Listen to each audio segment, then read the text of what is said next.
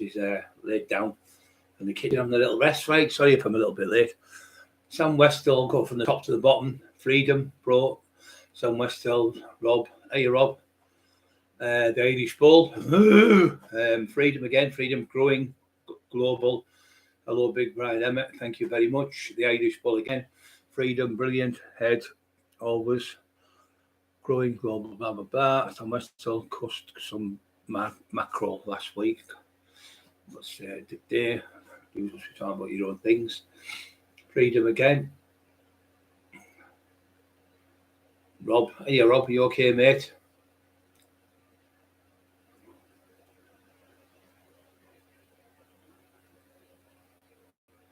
Paul Cresswell, hello Paul, you okay, son? Sam Westall again. A lot of Sams on here tonight.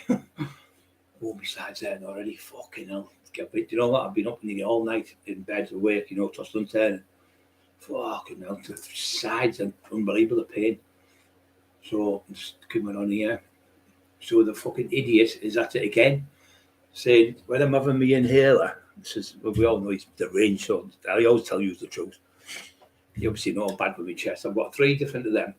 I've got 20 different types of medication with the illnesses. I've got mrbloombso for sickness. I've got them. I've got a brown one, a blue one, and a white one. So there's 4 different types. I've got tramadol. I've got naproxen. I've got paracetamol. I've got Nurofen. I've got another anti-inflammatory. I've got one called lamoprostol, I think it's called. Did I say that? I've got that as well. There's 6 different types.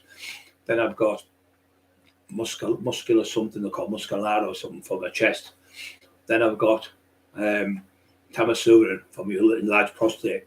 Then I've got like a Gaviston stuff because of the stomach upset. Then I've got these other tablets called, I forget what they call them. Naproxen, I think. And I've got, what else is there?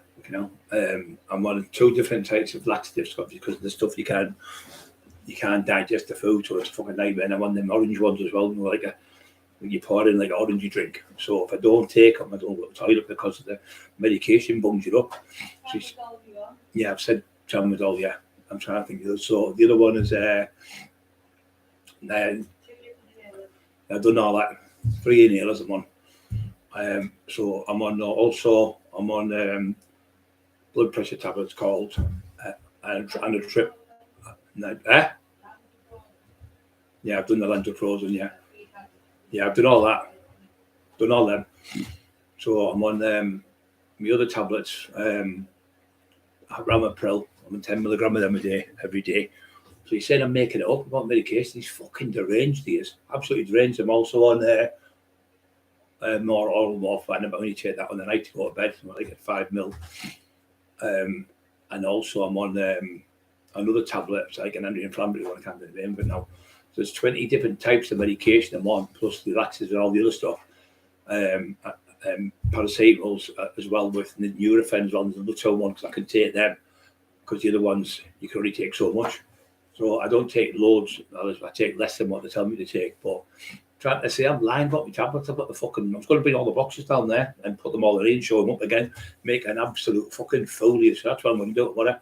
I'll bring all the boxes down and show you what I'm on, you little stupid, fat, greasy, smelly bastard. You little turd of shit. Absolute little turd. And I'll still fight you anywhere you want to, you fucking coward. Donna, hello, love you, okay? Timmy B. English Bull Terrier. How's he on here? How's Eli got on here? Been clever, isn't he? Blue Moon. Hello, Blue Moon. The Irish Bulls. Great lad. Love your son. Yeah, he's just no matter what you say, he's fucking crackers. Monty 16 valve. He trampled on horrible things he saw on the stomach. Yeah, that's what I've got to take. Well, what I do, I just take one before I come on now. And it gives me a little bit longer on here. If I don't, the pain's unreal in my hands. So that's what's been helping me a little bit. But the night, I don't take them all. But he'd have them all done in a day, that daft cunt. He gets 360 painkillers. I can't remember what they're called now. They're the ones that they gave me them before, and I took one I threw. I can't remember the name of them. He's on them 360 a month. And he just thought in a fucking a week at 10 days. went, you can't have done all them. And he said, oh, I've lost them. And she went, she told me, Mrs. went, he's done them all. He has 30 a day, sometimes more a day. And then he got one Christmas, we were up there, and he got 6 boxes of them blue things. They call them diazepam. 6 them dodgy ones as well from abroad. We got 6 boxes off the lad. The lad gave me an extra box for getting them. So you got 7 boxes. That's 140 tablets. I'm not sure if the 10 or 12s. It's 140, say 150. I went back 3 days later. He's done the lot in 140, 150 tablets in 3 days. Fucking unbelievable. And that's what I get them. I get them now. That's the one I'm on. Them diazepam, but I get like a strip of 14, and I get them every 2 weeks. I don't get, like a big box full. So I get them. I sometimes have half of one. I'll have half to get to sleep. Oh, that's the one I'm on. I forgot to tell you. Clozapam for my knee, my legs. I've got restless leg syndrome. So there's 20 at least have the different things I'm on there. Mr. fucking know-it-all. Mr. little fat tub of shit. So he's saying there, when I'm having my inhaler, I've got crack in the inhaler, and I'm having crack pipes. And when I'm going to relieve myself, well, who can do a 3.5 hour fucking live without going to the toilet? Absolute fucking balloon, you are. Big balloon. Head's like a balloon, wife's like a balloon, and your fucking belly's like a balloon, and your tits are like a balloon. 2 pair of tits you've got. Women's tits. You must have got them sewn on, did you, Susan? Susan? Did you get them sewn on, Susan? So he's come on tonight, try to run the podcast before he come on, going, who would want to watch him? He knows nothing about training. Where can you see any what these daft elastic bands he's put on, trying to put me down? And then somebody said, well, what about the videos where he's training, squatting 700, 800 pounds and fucking doing 120 kilo tricep push downs? People would struggle to lift that off the floor. People would struggle to bench press it. I'm doing a tricep push down for 10 reps with it. And he's going, oh, he's cheating doing it. But you try and fucking do it, you fat fucking pudding. You couldn't you couldn't pick an egg up off the floor. You're that fucking fat. You're only good at blabbing your mouth off and shouting your mouth and making you're the best man in the world taking tablets. And you're the best man in the world at phoning the police. You're the biggest snitch. Everyone knows in the whole world you are the biggest snitch in the whole of Teesside. There's never been a bigger grass than you. You are the biggest grass ever. Probably one of the biggest. You must be in the top 10 police informers in Great Britain. You've got to be at the top of the tree there. But I'll tell you what you are.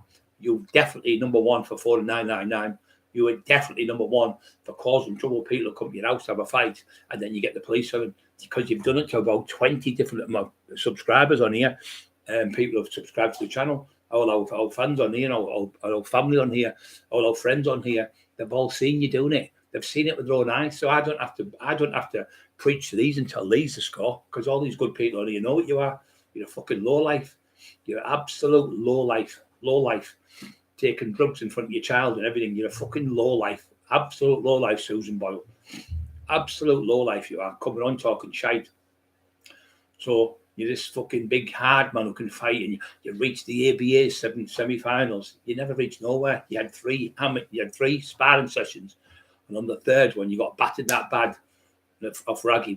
Steve Mack was there. He seen you get battered. You were on the campus, fucking gone. They had to pick you up and they put you in the thing.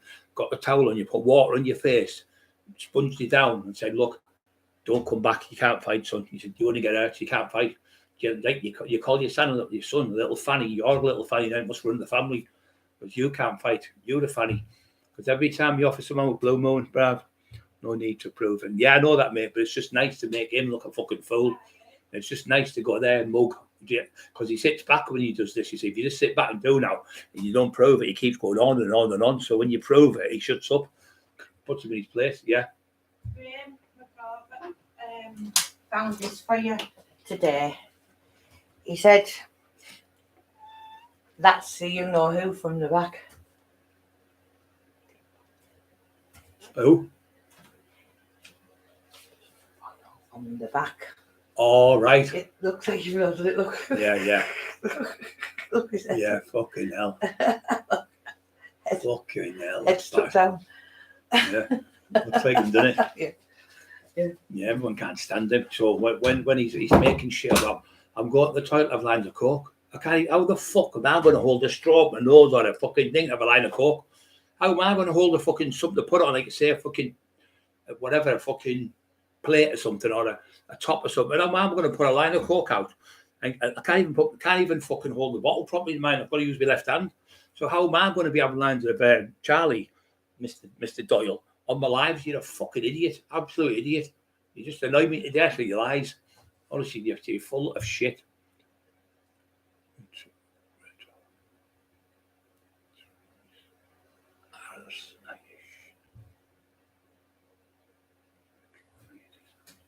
Yeah, so another one they were told, when I went to court and I won the court case, I went in, it was the last day of the trial, as I told you. So they never produced the disclosure, which is to say how many books have been printed and what platforms they were on and where they were at. So the judge said, look, I said, John, can I just say something? He said, yes, of course, Mr. Cockerill, but we weren't in the court, we were on the phone still. It was conference. They keep saying they went to the magistrates. You can't go to the magistrates with a civil case. You're fucking balloon, Shirley. You're just a big balloon, supposed to be a legal secretary. You don't even know the difference between a magistrate's court and a civil court and the fucking Crown Court. You're that fucking Dumbo the elephant. Fucking Dumbo. Dumbo on the balloons. Well, how come all the books have been took off you? All your audio books. There's a couple left on there coming down this week or next week. They're going to be gone. You haven't got one thing. Where's my audio book on there? Not on, is it? Because it's been took off you. It's been took off you, the book. Yeah. And where's my paperback? Been took off you. There's no books. You've got nothing. You haven't got a fucking thing up no more because you've had the court order and you tried to get fucking you tried to con Sean Atwood. Tried to con him. Saying, oh, the judge never said this, never said that. Well, that proves to Sean because I put the letters up and if everyone's seen the letters, he's seen them himself now. So he knows for a fact you've been conning him.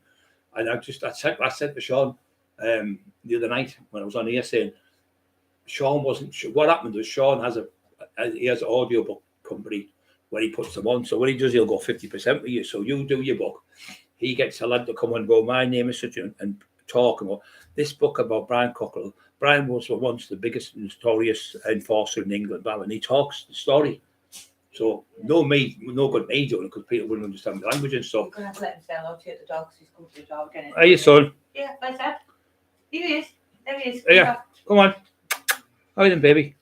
Come on, baby bull terrier. Come on. Come on. He has to be in, doesn't he? Oh, you son. Hello, bulldog. Hello, bull terrier. So I'm not a bulldog, are you? Come on. Come on, fat man. Get up there, fat man. Come on, fat man. Say hello, everyone. Say hello. Say hello. Say hello. Hello. Who's my baby? Who's my baby? Who's my baby, Anya? You're my little baby. Yeah, tell me. Tell Dad. Hello. Hello, what you say? Yeah, he's a big fat smelly cunt. You're right, son. He does stink of piss. Yeah, and his wife does as well because it's all up my back when he pisses up my back. So what you do with the boxes, you do the paperback books. They go into the sales. They go into the shops. So you get if you get that War Cry published and War Cry Press was never ever a professional book company. It was never ever. It was a made up company for deliberately fraud. That's why Amazon took all the books off because the person who's helping us is probably in hospital at the minute, but she's on with it and she's given it to them and they've seen it. She's given it to the she's given it to the HMC Customs. Well, they have given it to HMC Customs. So they're getting investigated. That's why he's fucking shit himself and done run it. All that shit I'm in fear. Me like, no, you're in fear because you know they're coming for you and you could be going to jail. Because I put a post on last night. I went, this is what I've done. This is how I do his fucking napping, right? So I'll put a post on about whatever. He'll just leave it. When I say Shirley such and such his real name, and I put what she did for the doll, and I put where she did it, and where she got the bank accounts from, and what money was sent in what bank account, what money was sent from War Cry Publishing to War Cry Press, and War Cry Publishing to Shirley's bank account, and then to Jamie's bank account. And I put the name of the bank accounts, which bank accounts they were in, and Pontefract where the money come from, and Amazon where the books were put in though. And when I do that, he takes it down in a second. Every time he takes it down, because you know why he takes it down? Because it's the truth. If it wasn't the truth, you wouldn't be bothered. Every time I put it up, you got pulled in by the fraud squad, by the dole. The dole pulled you in for fraud. £15,000 you got pulled in for, and you fraudulently pepped that money. And you had me as a fucking idiot believing you. it was a discrepancy. It was just that and the other. And when I went in with you and helped you with it, you come on and went, hey, I've just saved 15. Well, no, you said 12 grand, sorry, because you got the other 3 grand 30 months before. That £3,000 you got was off Lee Duffy book, what you put down on your house as a payment, and you bought the house with it, and you borrowed the rest of the money off from Brenton, Warcry Pubs and Warcry Press, who sent it from 3 Ballingate Pontefract, Barclays Bank to you, and then you sent it to Shirley, and then Shirley kept it, but she was actually working for the fucking dole. So she was working for the Advice Bureau whilst claiming family credit, whilst you were both selling books and videos and documentaries and everything. You went happy doing that. And then you're calling people, get a job, you bum up to people on the door. This is where I'm getting at. You're calling people on the door. There's nothing wrong with being on the door if you can't get a job. There's nothing wrong with being on the door if you've got injuries, you're ill and you've got PIP. You're slagging people. You sat there pretending you went 7 days a week. No, you were fiddling in the door.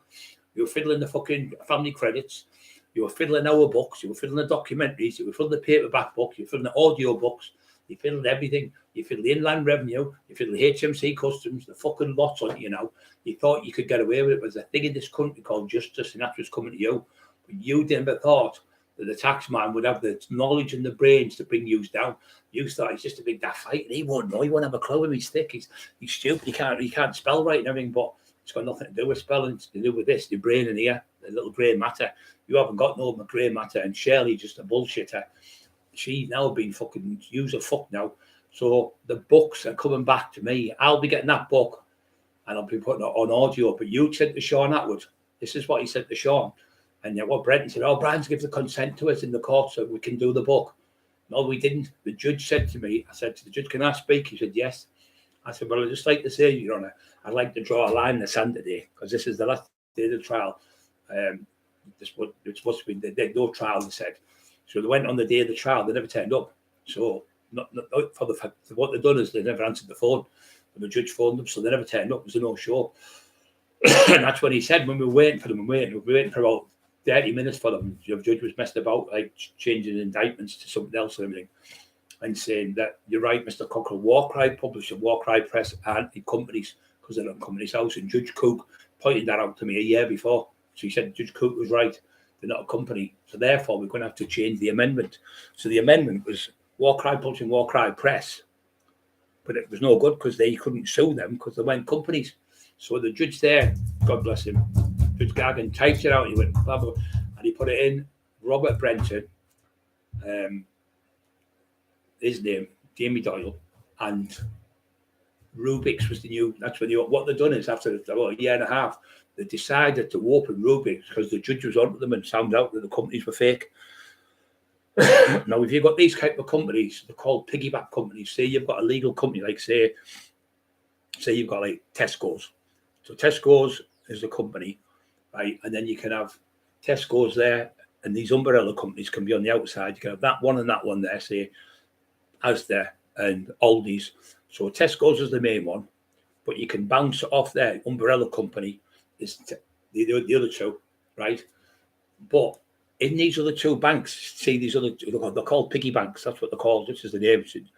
The name of it. It's called a douchery piggy banks. They're called. And in them banks, if you've got all your money in this bank here, just say for talk's sake, but you're bouncing off these other companies and you're filling these companies with money. Now, if these companies have got money in and they're paying the participants, if say the books. So the book people are getting paid every month off these books, and the book people are getting paid off this other company here. So two companies, Warcry Publishing, Warcry Press. When you go into them companies, the money in there. Now, if them companies have got no money in and they've siphoned the money out of them companies, that's what you call fraud and deception. So they've fraudulently made two companies that don't exist in Companies House. They're not in Companies House, they're not registered. They're not registered, they're not an entity. So what they've done is they've done that. I thought I was a fucking divvy, but I've been doing this for years and years, with businesses and stuff. I've had businesses, I've had nightclubs, I've had clubs, pubs, fucking rave clubs. I've done all sorts of different businesses. And I've been in like party with people and I've been pubs and nightclubs and everything. I know the law works. My mate is one of the best barristers going. So when you siphon out them companies there, and then they go into it and they see them bug companies, when the banks go into it and when they go bankrupt, they'll go in HMC Customs or go into these two companies here. So Warcry Publishing, Warcry Press, got nothing in them, if they've got nothing in, where's the money gone? If the people like me and Richie Horsey and Mick Sorby and all the others and Teddy Dicko and everyone else hasn't been paid, it's called fraud. But it's the fraudulently been opened from day one. Two umbrella companies have been opened from day one to fraudulently siphon the money out of them, and him and Brenton keep the money, and that's what they've done. And he was sending him the money every month, fucking thick as fucking shit, Mr. Brenton, you are. You were getting the books, putting them in Amazon. Amazon are then getting the books, putting them on the shelf, saying Amazon, just talking sake. I'll have that book, somebody will have that book, and somebody will have that book. Well, what happens is the person, like say Tom, Dick and Harry, buy 3 Taxman books. That money then goes to Amazon, and Amazon send that money to Robert Brenton, the profits. Robert Brenton's got his profits. Then he sends that money to, say, Tom, Dick and Harry, because they've sold the books. But Tom, Dick and Harry haven't got no money. So then it's fraud. So then it goes to, say, Jamie Boyle and Shirley. It goes to them, into their company. And their company, and they haven't given any money to anyone else. It's just gone to their company. And then the Dole come along and say, how have you got £1,000 a month in your account when you're claiming Dole? So the Dole had him in. I looked at him, I thought, anyway, he said, you've got £1,000 on the festive every month for 12 months in a row. You're not allowed to have that type of money because that you're breaking. There's so much money allowed. So I think it's like £700 a month off the Dole you get, just for talking sake. So you get like 750. You won't get that because you've got that. You've got that money. So you've got money in the bank and that. So they allow you so much money for electric and gas and water and all that, just the basics. It's pennies you get, but they give you enough to get by. But if somebody's getting, say, £700 and then they're getting £1,000 every month, they're getting £1,000 more. They've done £300 more than what they're giving them. So they would say, well, we are giving you 700, but you're making £1,000. And that's not after tax either. So you've kept the tax money on top of that as well, because you haven't paid the Inland Revenue, the HMC Customs. So all that is massive fraud what you have done. So you created them companies, fraudulently created them to keep the money. You haven't paid the Inland Revenue. You haven't paid the HMC Customs. And none of us can pay our money to anything because we haven't had no money off you. So you can go to tell the tax what we've done, everything. You can do what you want. We haven't been paid. We might have been paid a few £100. You've been paid hundreds of thousands of pounds. You're looking at a massive jail sentence. What you've done, you could both be going to jail for a long time, especially your wife, because she was getting the money put in her bank account while you were working and standing behind it, like you were standing on the documentary. You go, I've done 7 books this year, but wait a minute, you told the judge and you told the Dole you worked as a tea boy in 3 Ballingate Pontefract as a tea boy, and you ran about there doing teas and cups of tea. Now you also told the Dole that you didn't get any money. You give the money to Tyson Fury and Tommy Fury, Ricky Hatton and Tony Bellew. That was all made up lies. That's fraud and deception again. So you're fucked, you are fucked, because when they get all this on you, you're finished. Because they'll go through what they do with the fraud squad. They'll go in. I know people, big top people, millionaires have been wiped out with them. They go in, they get you from the day you leave school, you get your national insurance number. They go back to when you were 16 or 15 or whenever you left school. They go back to then and they go through every single permutation what you've done, and that's why you're on the run. You fucking hide. Not just because people are after you. You're shiting yourself because the Dole said to you, he went, yeah, well, how come the £1,000 a month's gone into your wife's account when the money's supposed to be, and the other money's gone into your account, the Dole money? So they're trying to be clever. So you thought they could hide it and then probably put the other one, the son's account. So they then, the Dole said, oh, we'll leave this for now, but we're investigating still. But the worst thing you've got is it's all on tape recordings. We were tape recorded in front of the Dole, Middlesbrough Dole. You were there. I think it was the 2018. Was it 2018, 2019? 2019 it could have been, yeah, 2019, yeah, about November time we went in, October, November time we went in.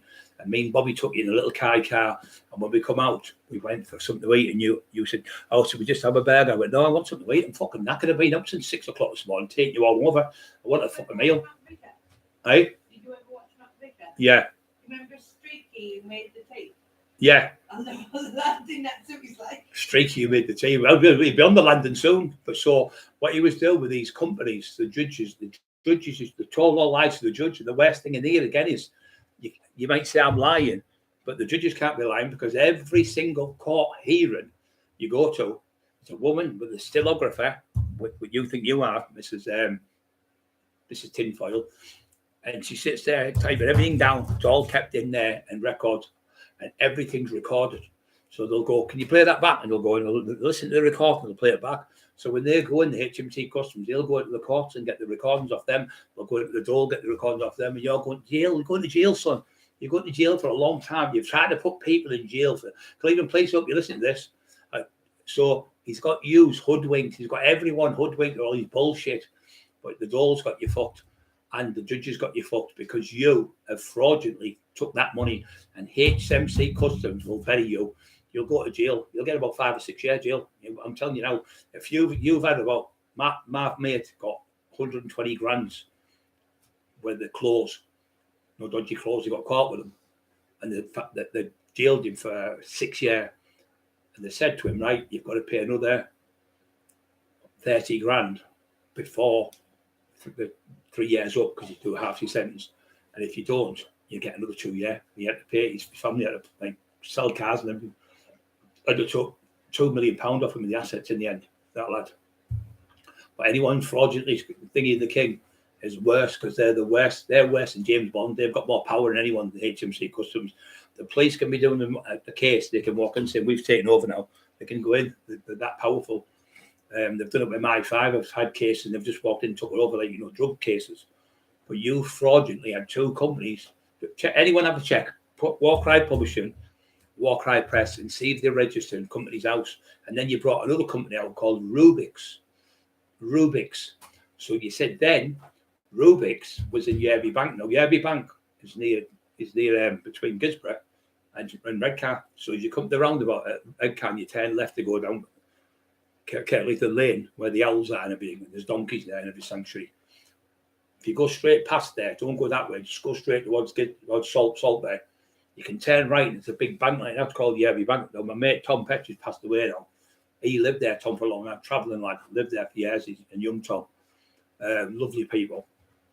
And we went there. So Matty Turner, God bless his soul, he went himself, because he found out Matty put the name up. And it registered, it said, Yerby Bank, Rubik's, blah, blah, blah, blah, blah, Mr. Brenton and all that. Robert Brenton, the owner. So he went, so he got there. He was driving around anyway. It was an old man and woman there. What you're after? He said, oh, that's all right, it's nothing, you're okay. So he drove off. So what they've done is, they phoned the police.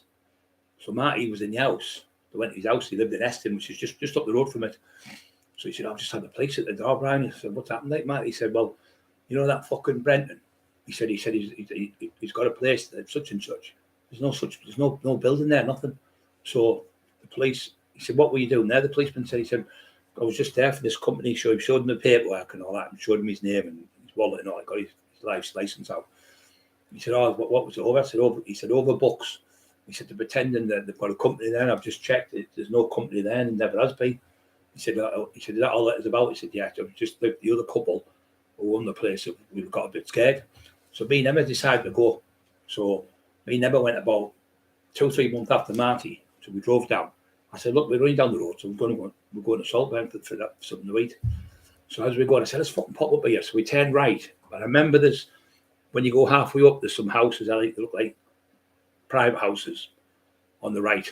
And then at the top, used to be a big massive house, which Tom demolished.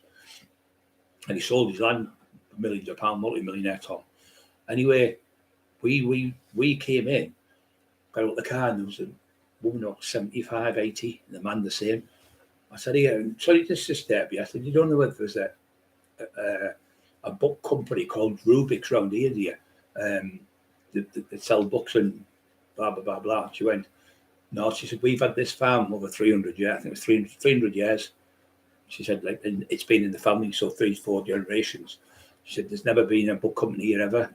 Sorry to help. Sorry, I can't help you. I said, oh, thanks very much for your time. Thank you very much. It's helped us a lot. So then we realised what he's done. If you go up that bank to the top, you get right to the top, you come out of Gisborough. You come out of Gisborough and you keep going to Gisborough. You come to Stokesley, where he's from. Well, he was from. So that's what he's done. They found a fucking desolate place somewhere with a few houses about and pretending the companies were illegal. So Rubik's was fraudulent as well. That was a fraudulent company, but they've actually put that in company's house 2.5 years after it. But it's too late because you've been selling books 10 years, Mr. Brenton. So what are you going to say when they pull you in? That's why you've sold up and fucked off. That's why your shop's gone. That's why Milldown Bargains has gone. That's why your fucking audio books have gone. Your paperback books have gone. They've all gone because you've shit yourself and done a run. And that's what the judge would say you do. You know you're in fucking serious trouble. And this is the name he's got. This is why we should have known. His name is the Arthur Daly of Pontefract. That's his nickname. And Arthur Daly was a character in Minder who went around robbing people and conning people out of money and things like that. So that's his nickname, the Arthur Daly. And Dale Brendan Hyde told me that name, and Simon Amble and a few other people from Wakefield. And they said he's a fucking con man. He's a little daft cunt, about 5'2", a little gobshite. He said, but he's known for doing it. Call it Rubik's. Rubik's fan the flames. It was Rubik's and Rubik's. It's not spelled like that way. I think it's R-double-O, Rubik's fan the flames. Rubik's. It's not it might be a company now, but it wasn't when they were doing the books. So it's like a bit like when the horse was bolted, and then what they're trying to do is put the bolt on. You try to lock the gate after the horse is bolted. It's too late. So your fucking game's out. So when you go into Warcry Publishing, the judge said, Judge Cook, this was in January 2021. He turned on and said to me, Mr. Cockerill, I've just done a quick YouTube search there, and Warcry Publishing, Warcry Press don't exist in Company's House. He said, so therefore they're not an entity. I said, can you elaborate a little bit? I knew what he meant, but I wanted these fuckers to know. So could you elaborate a little bit more? He said, well, if it's not in Company's House, it's not an entity. If it's not an entity, they're not paying tax. So therefore, it's not a company. You've got to be registered. That's what I'm looking for. It has to be registered, Mr. Cockerill, in Company's House to be a legal binding company. So it wasn't a legal binding company. There were two fraudulent companies. So therefore, he came on, Jamie, didn't you? And you turned around. The page was just created for me. I'm just a ghostwriter. I'm a T-boy and a ghostwriter. That's what you said in the court, not in the courtroom, but in the court conference on the phone. You went, I'm just a T-boy. I just do the tea, and I go to the shops and things like that, and I just do. What was it he said? I make cups of tea and I'm. I've got to stop all this. What's going on? Right, Steve, Mac, and Paul Creswell. Cushy Wushy's dead sound. He's on Flavours and stuff. He's dead sound. He's just on about going subbing to Eli's channel. So you've timed him out. I don't know what for. So I've lost my story now. So he said he was a T-boy. He doesn't actually. He says I work for the company. I said I'm a T-boy. That's all. So that's off. By me, I just remember back the door. So they said to him, "So what do you do? What do you do then?" He said, "Well, I work as a T-boy. I clean the office like a T-boy. I get the tea and I go to, like, say, the library and get stuff, and I get stuff like a gopher type of thing." He said to the door bloke. So he said, "Well, how do you get there?" He said, "I get the train." So the bloke was fucking typed it up. £10 to get the train there, £10 to get the train back. You work 16 hours a week. It's fuck them old people are not daft. 16 hours a week you work, right, as a T-boy. So to get there, it's £10 there and £10 back. It's £20 a day. So if you were on, I think it was say fucking whatever. He said you were on, say it was £8 a day. That'd be £8 a day, or even £10 a day. He said you're on. £10 an hour, so you were there 4 hours. That would be like, say, £8. I think it was £8, he said. So it's that's £32. So it's £10 to get there. £10 to get back to 20. That's £20. So you're making £12 for 4 hours, which doesn't make sense. He said, so yeah, I just do it because of this, and I do it because I like it. I like looking for stuff. And he said, but you're not listening to me. He says it's costing you £20 to get there and back. So it's say twice, is it 4, 16 hours like that, 4, 8, 12, 16. It's 4 hours a day, is it? Was it 4 hours a day? I think he was doing something like that, or 8 hours a day, whatever it was. And he said, so yeah, 4 hours a day. So it's costing you £20 a day. So if you're going 4 times a week, That's 80 quid a week. It doesn't make sense. You don't make any money out of it. You don't make enough money to go there and back. You make money to get there and back, but you're not making a lot of money. So it doesn't make sense to me.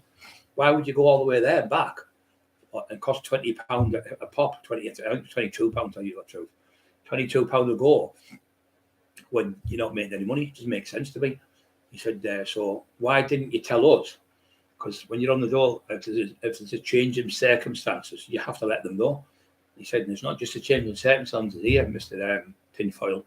There's a massive change. It's £1,000 a week. We give you £674, I think it was.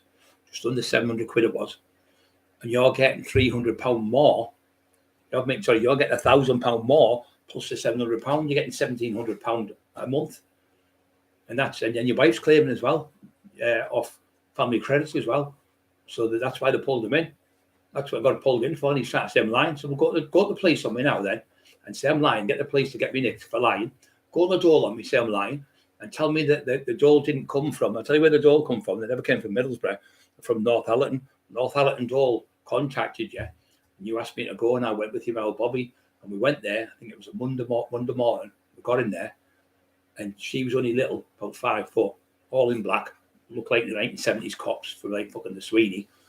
And he came and he was black and he had a big black beard. He looked like Captain Haddock or fucking, Tintin, Less Adventure Tintin, the captain with the big beard. He looked like him, a little fatty, stocky bloke. He came up about 5'6", sat down, and the woman was there, and the mum was there. And I said my name, address and everything, and I said, Mackenzie friend from Mr.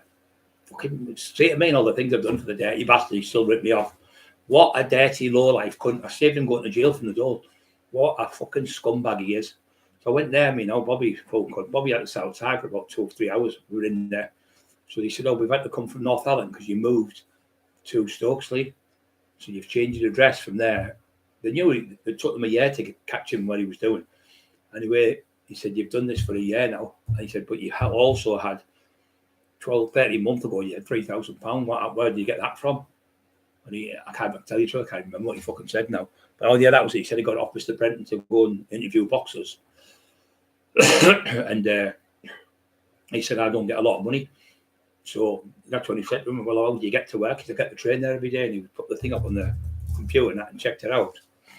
It doesn't make sense. Just doesn't make sense. He said, well, why would you put the money into your wife's bank account?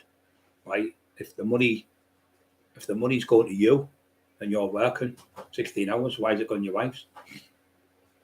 You know what I mean? So they weren't fucking daft. They're not fucking stupid. So he told the judge, he said, I'm a tea boy. I do this, I'm a tea boy. And I also, what was he fucking said?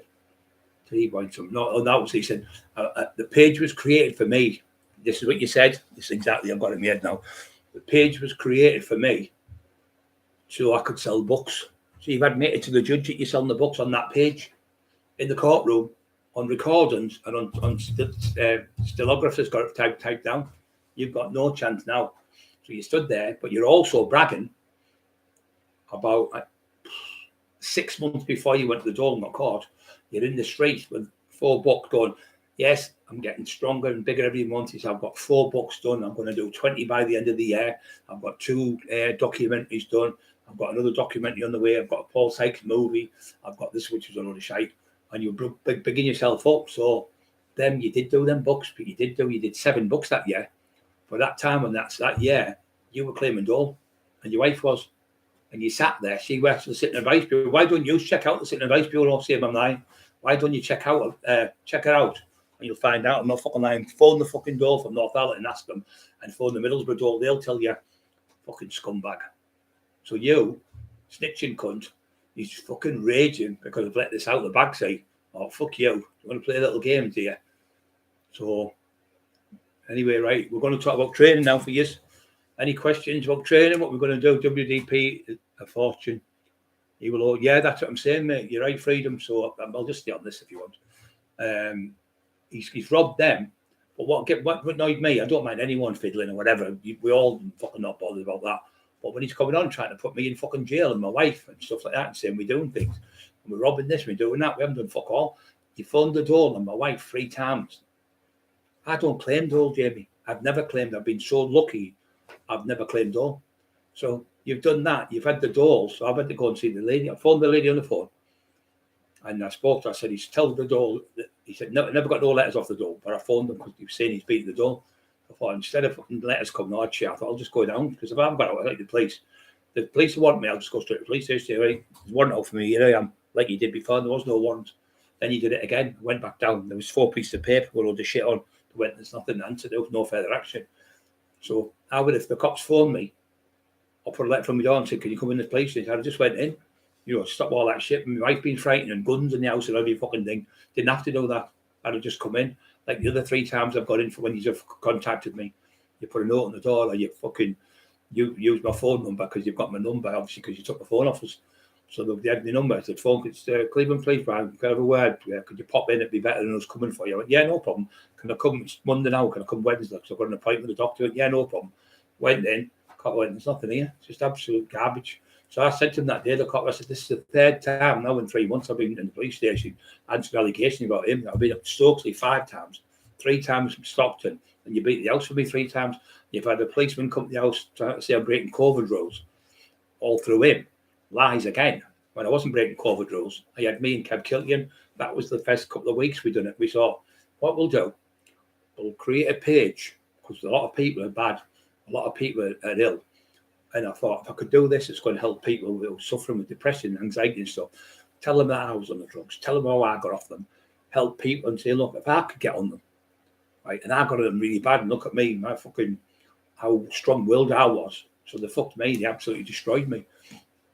But I got out of it. So I was showing people there's a hole you're in. You can claw your way back out. But you have to want to stop. You can't just go half-hearted. I'll cut down and all that shit. No, just come off it. That's what you've got to do. Come off it. If it is heroin or some type of tablet, just wean your way off slowly and come off. But then if you're bad, you've got a sister or a brother or a mum or a dad will let you stay down. Stay there with them. Even if you have to stay in that fucking bedroom like you're in a prison cell, stay in there and don't come out until you get it all out of your system. Talk about it. Then go and get help by talking to counsellors. I'm not a counsellor, but I'm as good as a counsellor because I know I'm better than a counsellor because I've been on them. So when you talk to someone who's been through it and been on it and been in that situation, they know. When you ask them a question, they know exactly what you're talking about. Where somebody's reading it off a book and learning it, it's still great, but they're not. It's like being you haven't been there. It's like saying, well, what's a rave like? You haven't been to a rave, or what's the Sistine Chapel like with Michelangelo painting? Well, you wouldn't know because you haven't been. You wouldn't the smells and the colours and how the paintings and the people there and things like that. You wouldn't know if somebody explained it to you. You could understand. But when somebody tells you you've been to a rave, oh yeah, I remember them music. Oh yeah, remember when the music used to go? Oh, I remember that song. Can you remember this song? So people there, Emma, you're both hilarious. Yeah, she's funny, and she chest killing me. So because I'm doing the inhaler, I'm on crack. So there's crack in there now, lads and girls, and animals and dogs and pigeons. Yeah, Lord Jesus, crack. Fucking balmy is balmy. Oh, my neck's killing me tonight. So he's talking shit. I'm getting the authorities on you all that shit every week, every day. But the authorities are going to come back and get you. You're a fucking idiot. You've robbed the doll. Now, what you were saying to people, get a job, you fucking bum. Get a job, you were saying to people. Get a job, you little bum. I work 7 days a week. No, you don't. You sit and listen to disgusting, vile things with young boys on. You watch young boys getting, you know what I mean, and you watch fucking disgusting videos with animals having sex with humans. Fucking disgusting, you know. You're vile. You're one vile, horrible man. But you're coming on trying to put me down. Said I'm going to the toilet and having lines of coke. I'm a fucking idiot. I do have a problem with my nose and my allergies. I've had it all my life. I've got asthma since I was born with it.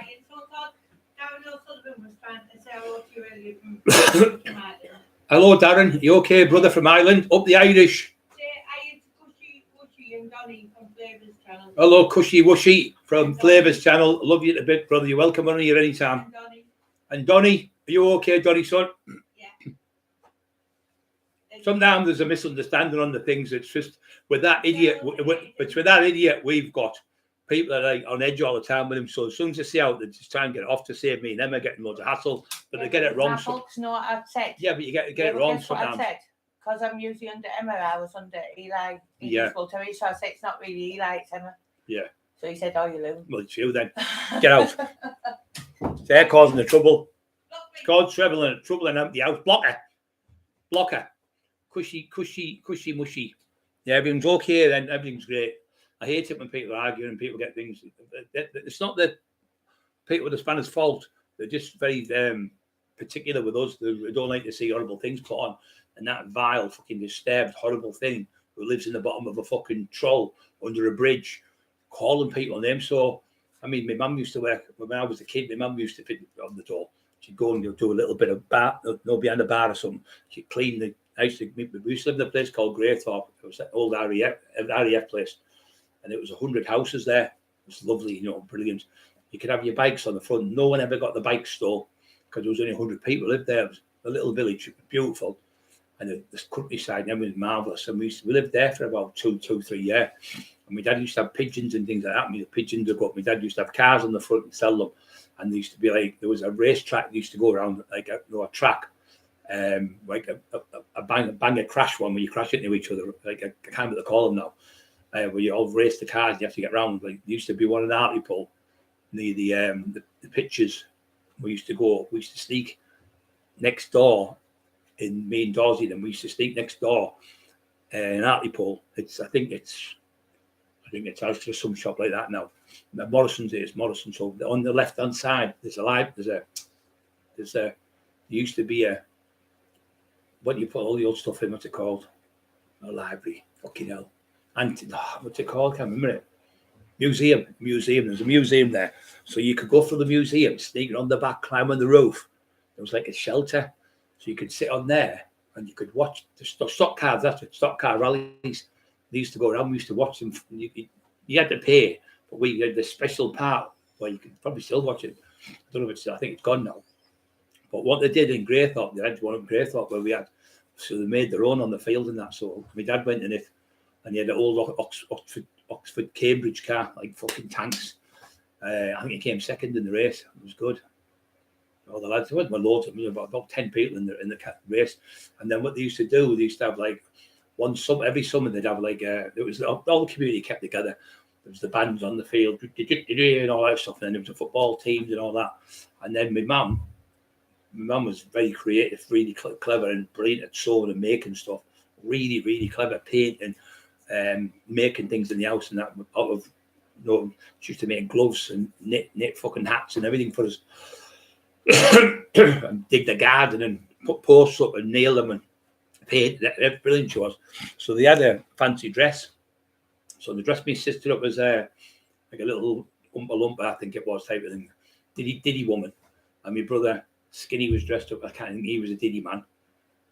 And I got dressed up as a mummy. There's a picture of me with all these, but she got an old sheets, put them around me, and it was the mummy off the films. And now Bobby was like a caveman. He had his hair all over, and he had a big stick. She got like because there was loads of trees and that where we lived in the countryside. She got a stick and took the bark off it, and he stood with the stick, and he's got like a lee cloth, what they call them, because they put the cross like Tarzan thing, and he's got that on. Anyway, we went. I came second in the older ones because there was like 3, 4, 5-year-olds. I was Skinny was Catherine was second, I think, in that, and I was Skinny was first. Bobby won the one I was in, and I was second. So my mum won out of the Jamie was 2. No, Jamie was a little pixie, I think. So out of the 5 of us, 4 of us won, like stuff like sweets and stuff. We all got this like little medal thing. You got like a little plaque, and then how Jamie, he won the race. He could run. How Jamie's a fucking brilliant runner, and he won the race for his kid, like his age type of thing. It was great, to be out there and that. But they don't have all that now. And then you'd have like bobbing the apples and the thing you have to get out of your mouth and stuff, and then you'd have somebody sat in the stocks, and you'd throw. Like it'd be the school teacher do it. You used to have like a fate. The teacher, like Mr. Sadler, who was just cane you. You'd be able to put like say 5 pence down. You could throw a sponge at him, in the face. I'm warning you, Cockerill, if you hit me with that. It was great though. To go at these places, and you go around and you buy like a jumble sale, you'd buy like stuff out the jumble sale and go home with it. And everyone was happy because everyone was like getting on. All the community, they'd have tea and orange and water. Fucking hell, it was about that much orange and about that much fucking water. Fucking hell, you didn't even taste orange. And you used to get a thing that. You used to think you were fitter because you'd had the orange. Fucking crazy.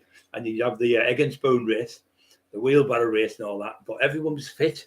It was all to do with doing activities and blending in and getting on. Not like, are you coming out? Well, I'll come round for you. I'll get a taxi. What? 2 streets away. Fucking hell. But we'd walk. My mate lived about 2 miles, no, about, I'd tell like about a mile and a half from me. I'd walk to his house, go to his, and he'd come back to mine. We'd go in the house, play darts and stuff, play football, wherever.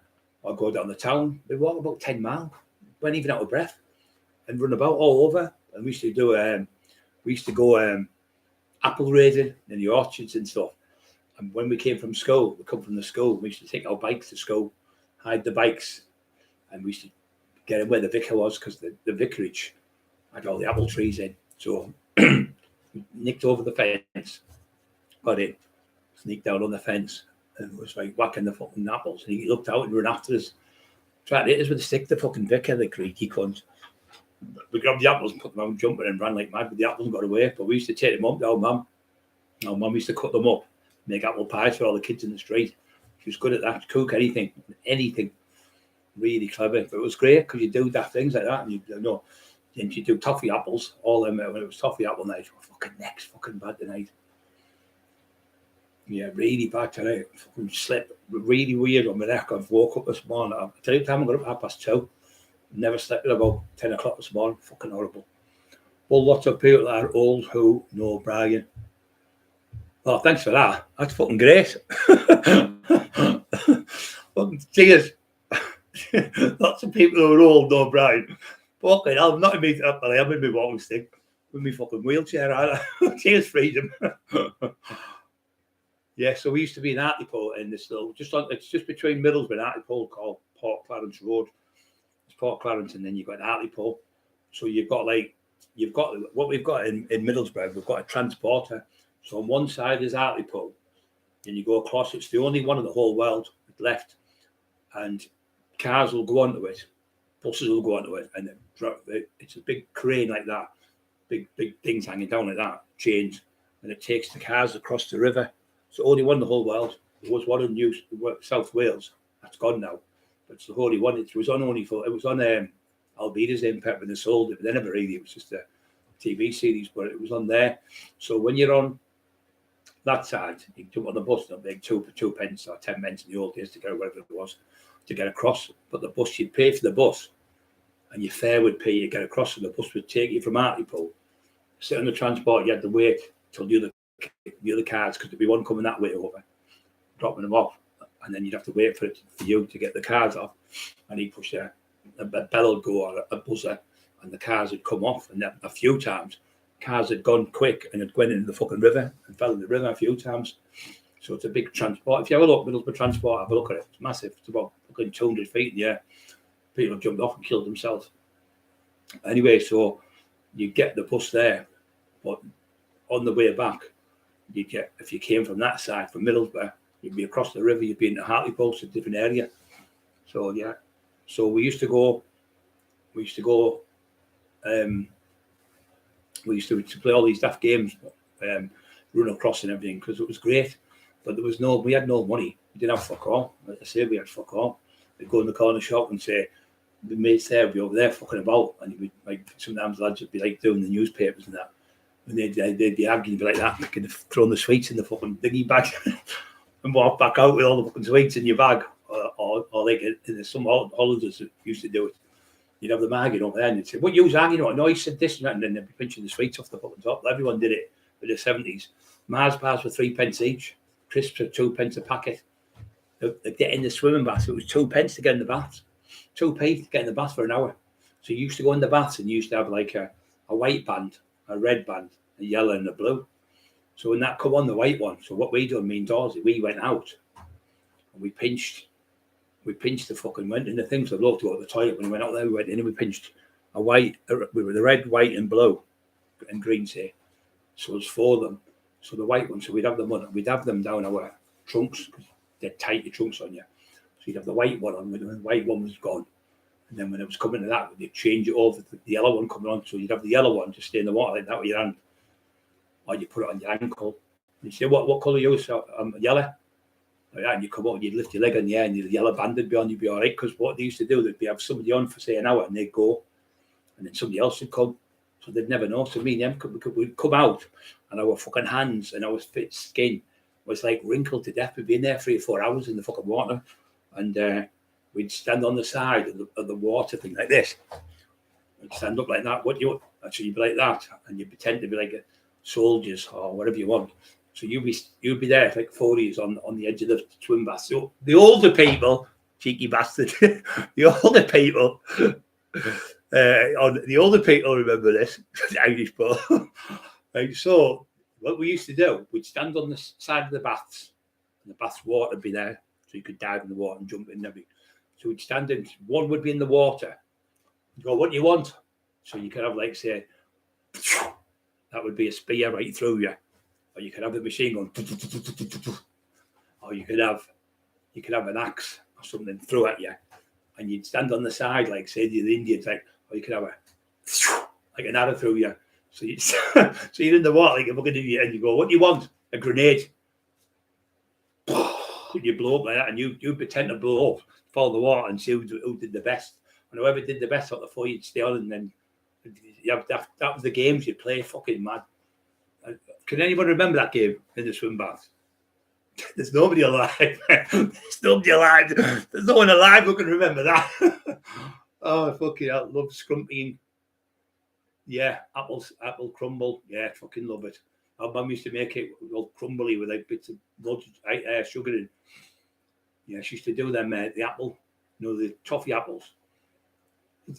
Somebody's alive then. Look at there. Timmy B he must be older. Fucking cheeky on the Timmy B. There's loads of people, that's hilarious, that one there, to the bull. That. So there's loads of old people still know Brian. Cheeky bastards, aren't there?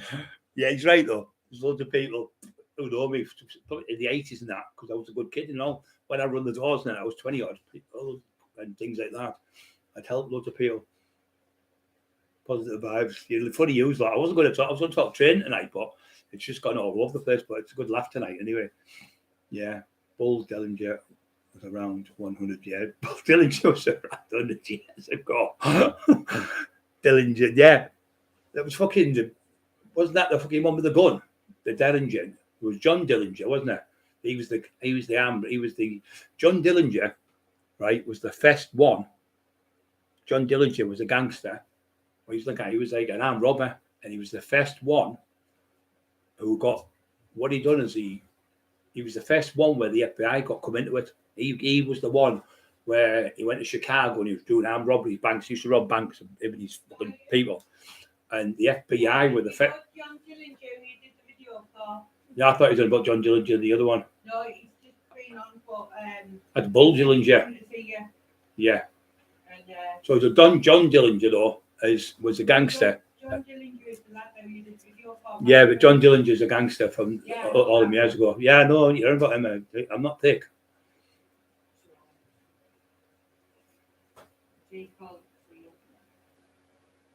Joseph Mills. Zoo, obviously not. I've height in the chat. Bull, you alright, Bull? 115 on, 50 thumbs up. Don't forget to push the like buttons. Slide, John. Are you okay, mate? A good day. Yeah, I've had a good day. I've been in bed all day. I'm not totally exactly in pain down my sides, killing me my neck. Just quick. Can hear it crunching like mad when I move it. Absolute agony I'm in. Shot and Bull. 114 on, yeah.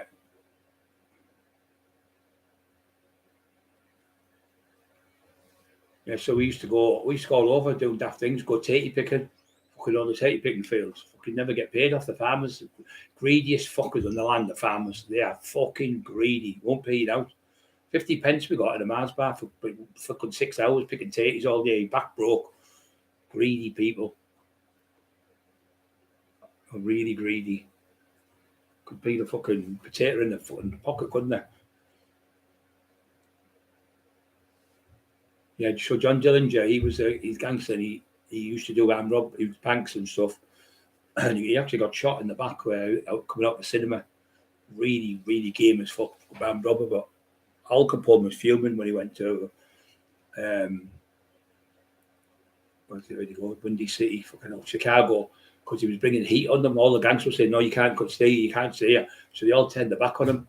Fucking wouldn't let him because he was bringing all the FBI were involved with it because of what he was doing.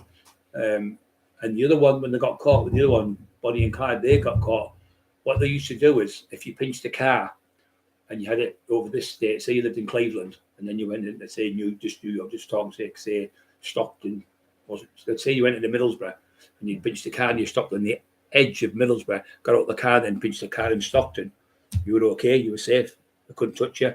But if you drove a car over the state line, that was an FBI federal offence.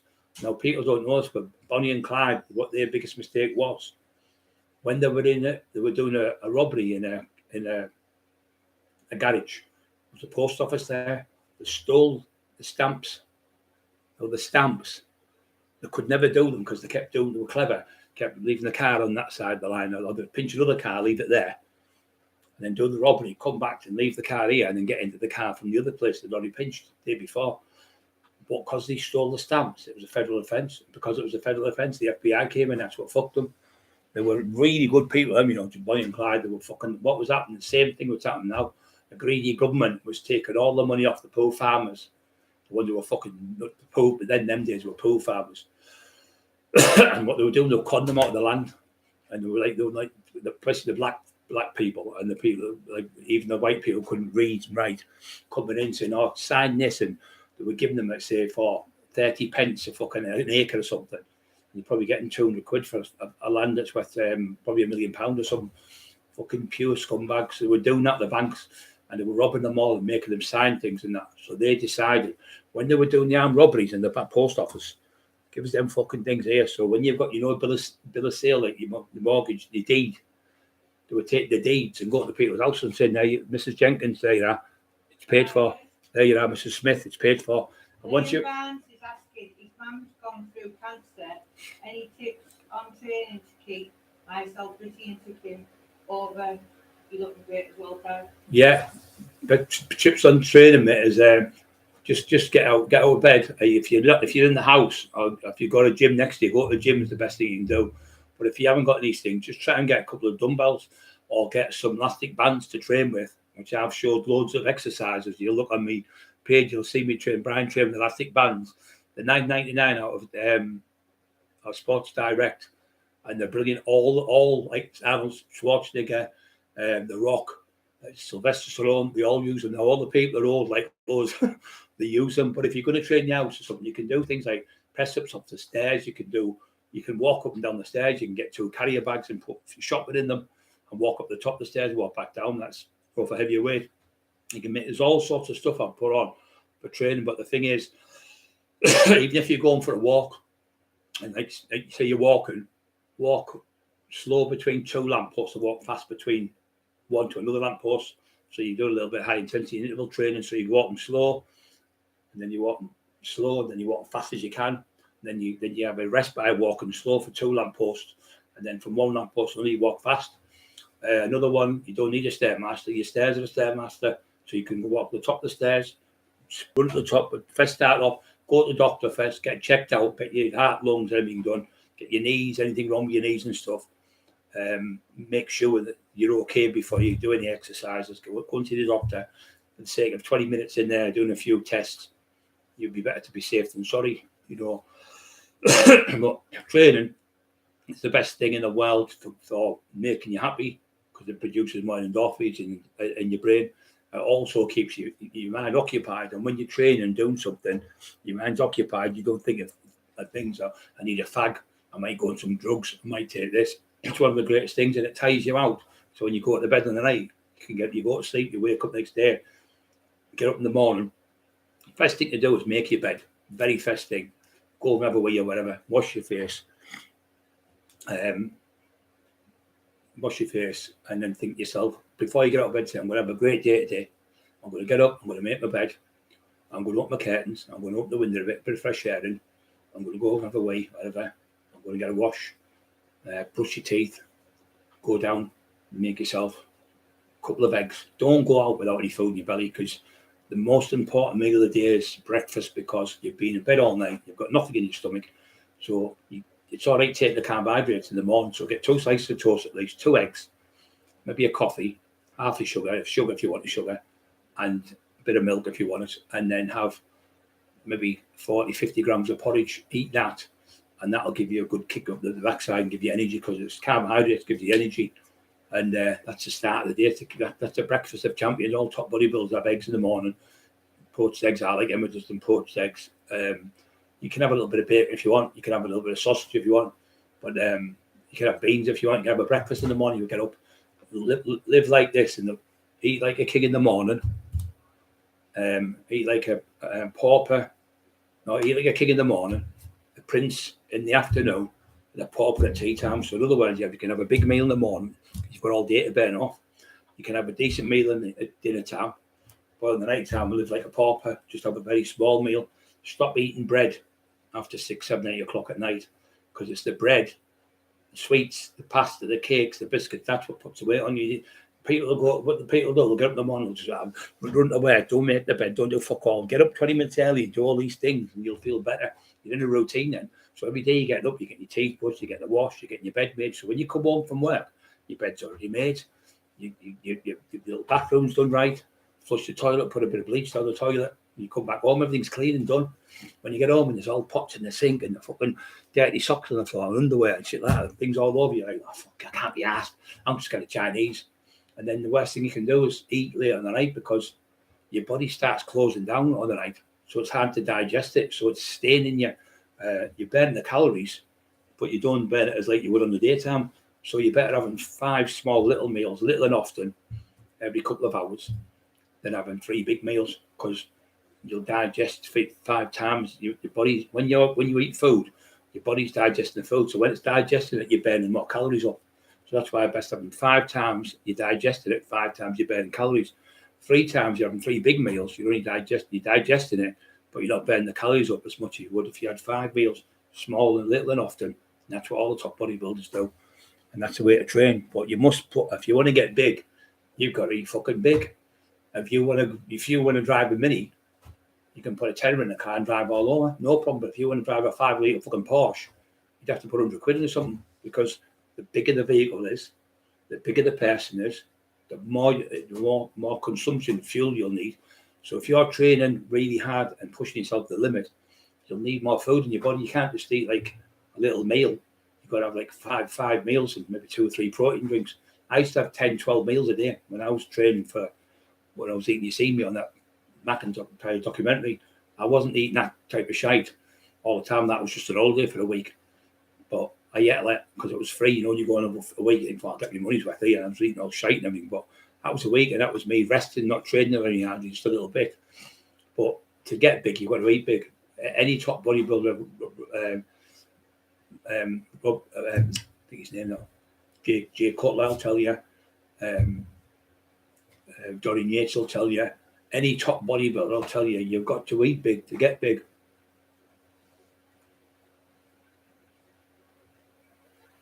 Yeah, mate, I always got respect for anyone and everyone. Somebody, he said the other night, Scruffy cunt, the tramp, why do you answer everyone's questions? Because if somebody has the decency to ask me a question, has the decency to sit all the way through a live with me, give me the respect and listen to me, I give them the respect back. I give every single person the same respect. There's no one got better than others. We're all in his family. But he's just a horrible Katie picking with my auntie when I was a young lad. Yeah, it was hard work when it's on Donny Boy. Really fucking hard work. Breaks you break, but now they've got machines to take everything in it. We only see what people have not forgetting is all them things were done by hand manual. So there was pocket money you could go around. Carol singing, we used to go around. Carol singing at Christmas, we used to go out penny for a guy. You never see kids doing anything like that now. You just don't see it. But the thing is, now there's that many fucking paedophiles and nonsense. You then let your kids go around people's houses and knock on the fucking doors down kids to get pulled in the house. It's a total different world now than it was in the 70s and the 80s. Kids, obviously there was paedophiles about, but not like when there was paedophiles about in them days. our mums and dads, uncles and nephews would do it on the houses and smash the fucking house to pieces, drag them out and kick fuck out and put ballies on and batter the fucking paedophiles. Ones who were nonsense, rapists and that, they got battered. And you know what? It was fucking a better place. All these were the police. Oh, he's had a bad upbringing. What? To rape rape 4-year-old kids and 5-year-old kids. Oh, he's had a bad upbringing. Fuck off, you fucking idiot. But he wants putting under, doesn't he? He wants putting under like a fucking mongrel. That's what he wants, putting under like a mongrel. As soon as that. And other countries that do it, China and Russia and things like that, they fucking still do it. Don't let them off with it. Just put a bullet in the back of the head. And I say the same. I say at the end of the day, if these people rape kids, it's in there. It's going to be in there all their life. So why take a fucking chance? All right, you've got him 25 years in jail. And every day he's still thinking, when I get out, I'm going to get out.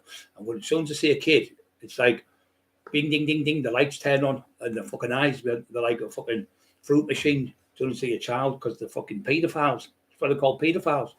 So my theory is this. Give them the 20 years in jail. Let them do 15 years. After 15 years, you say, right, you've done well in here. Great. But if you want to get out, you have to have your balls cut off. You have to be castrated. If you castrate the cunts, they'll never be able to do it again to a child or anyone else. And that's the only way you can do it. That, for me, is the best way, because they do it in America now like that. They say to them, if you want to go out, we'll castrate you and go out. So they've got no sexual urges because it stops your testosterone working. And you know what? It should be mandatory now. Mandatory. It should automatically fucking happen. Just Papa on. I haven't seen Papa now. Tommy Robinson. Now, the old school people would just go around. The cops would look and see you doing it and just drive off. The Black Mariahs were in. They'd drive away. They wouldn't give a fuck because they had kids as well. They wouldn't give a fuck. Or what's happened there around there? Or would beat a fucking nonce up. Or I've never heard that. And they'd just drive off. It was old school coppers were better. Used to be a kid. The cops would come and they used to have them big fucking helmets on. And you were a kid and you'd say, the police, run. You'd run for no reason. You were scared of the police. No one's scared of the police now, but they're all fucking corrupt now. Corrupt as fuck. They nick people for stupid things, like throwing a bit of paper on the floor. They want everyone like, we want to be robots. We smash them all to bits. They're trying to make us like robots. You have to stay in here, 6 in a queue, blah, blah, blah, blah, in for this time, in for that time. We're back in 1936, Germany, Nazi fucking Germany. That's what the run is like. Like we're fucking, we're Jewish people, like Jews get trapped in the war. That's what we've gone back to. We've gone back over instead of forward. Cars driven by fucking robots, aeroplane cars. It's fucking unbelievable. It's gone too far. Technology's gone too far. It's great for like the people who's suffering from cancers and things like that, because the technology's exponentially getting bigger and bigger and bigger, which is great. But what's happened is the morals and social morals and people sticking together as family members, and like I say, bonfire night would be like bonfire night in 2 weeks. I can't wait. You'd be straight over the moon because it was bonfire night. Everyone would get old doors off the allotments and stuff, and bits of old wood and trees. Mum was like, can you use that? Yeah, of course you can. And you put them on. Your mum would make a guy and your dad and everything, and you get roast tatties on the fire, and you have roast tatties all sit. You have a big log to sit next to, and you'd have sparklers and that, and it was like it was like you were millionaires. Right, being millionaires as kids. And everyone in the street was out. We were in like a little cul-de-sac like that. And everyone in the street would be out, and everyone would like maybe having a drink of cider or something, or a few cans on the front, and like, all right, Miss Jenkins, you walk down the like Seaton Lane. Hi, Miss Jenkins. Hi, Mrs. Smith. Hi, Mr. Thompson. Hi, Mrs. whatever. And you'd be going down the street, and hiya, son, you all right? You're looking good. Thanks. And how's your Tommy? How's your Johnny? And you have a chat with her, and he's old, this thing, he's such and such. How's your Andy? Yeah, he's doing well, he's on the rigs. And Tom, I was asking about him. And, have a nice night, love you a bit. Walked on the next street, next door. Hiya, Brian, you want to wait, son? I've just made a big stew and that. No, you're all right, thanks, man. No, how we get yourself in here? Come on, you big lad like you need food. They put you in the house. If you didn't have it, they'd go mad with you. Not fucking like that now. Paul Duffy sponsors Sheets. They're a good money maker, right? I've never heard that one.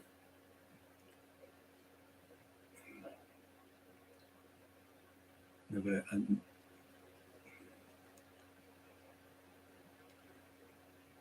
Yeah.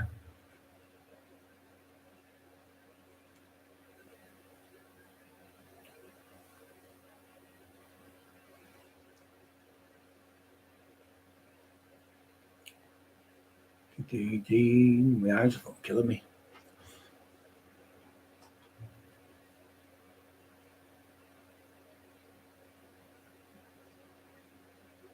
Yeah, monsters in general, yeah. They are fucking horrible. They are. They once they do it, mate, they never stop. It's in them. It's like that fucking scumbag, innit? I'll bum your dog. What fucking human being says, I've never heard in my life, anyone in my life say, I'm going to bum your dog. Only him, tinfoil. Only that fucking animal. I'll bum your dog. What fucking type of brain is that? Completely deranged, disturbed. Smash the like buttons. Yes, do as you're told, everyone. So, girl, you're okay. Positive vibes inside. Yes, Chris, I'm bad. Yes, see, we all have days when we're down. I feel like that today. I'm like a bit no energy in me. But I'm still grateful to be on UUs and talking and having a go of a laugh. But like I said, the old days was great because you get out of bed in the morning, you get out and you just go out and play football in the field. And we used to do these things. Is anyone old? Who's it called me old there? I forgot his name now. Freedom, fucking freedom. Loads of old people think no, bro. I like that one.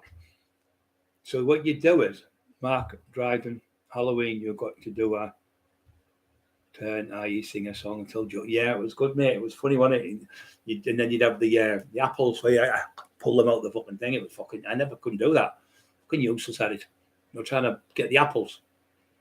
And you'd get, like I say, you'd have them all. And your mum would make cakes and you. And New Year's Eve, you'd have all the people would come in and drink.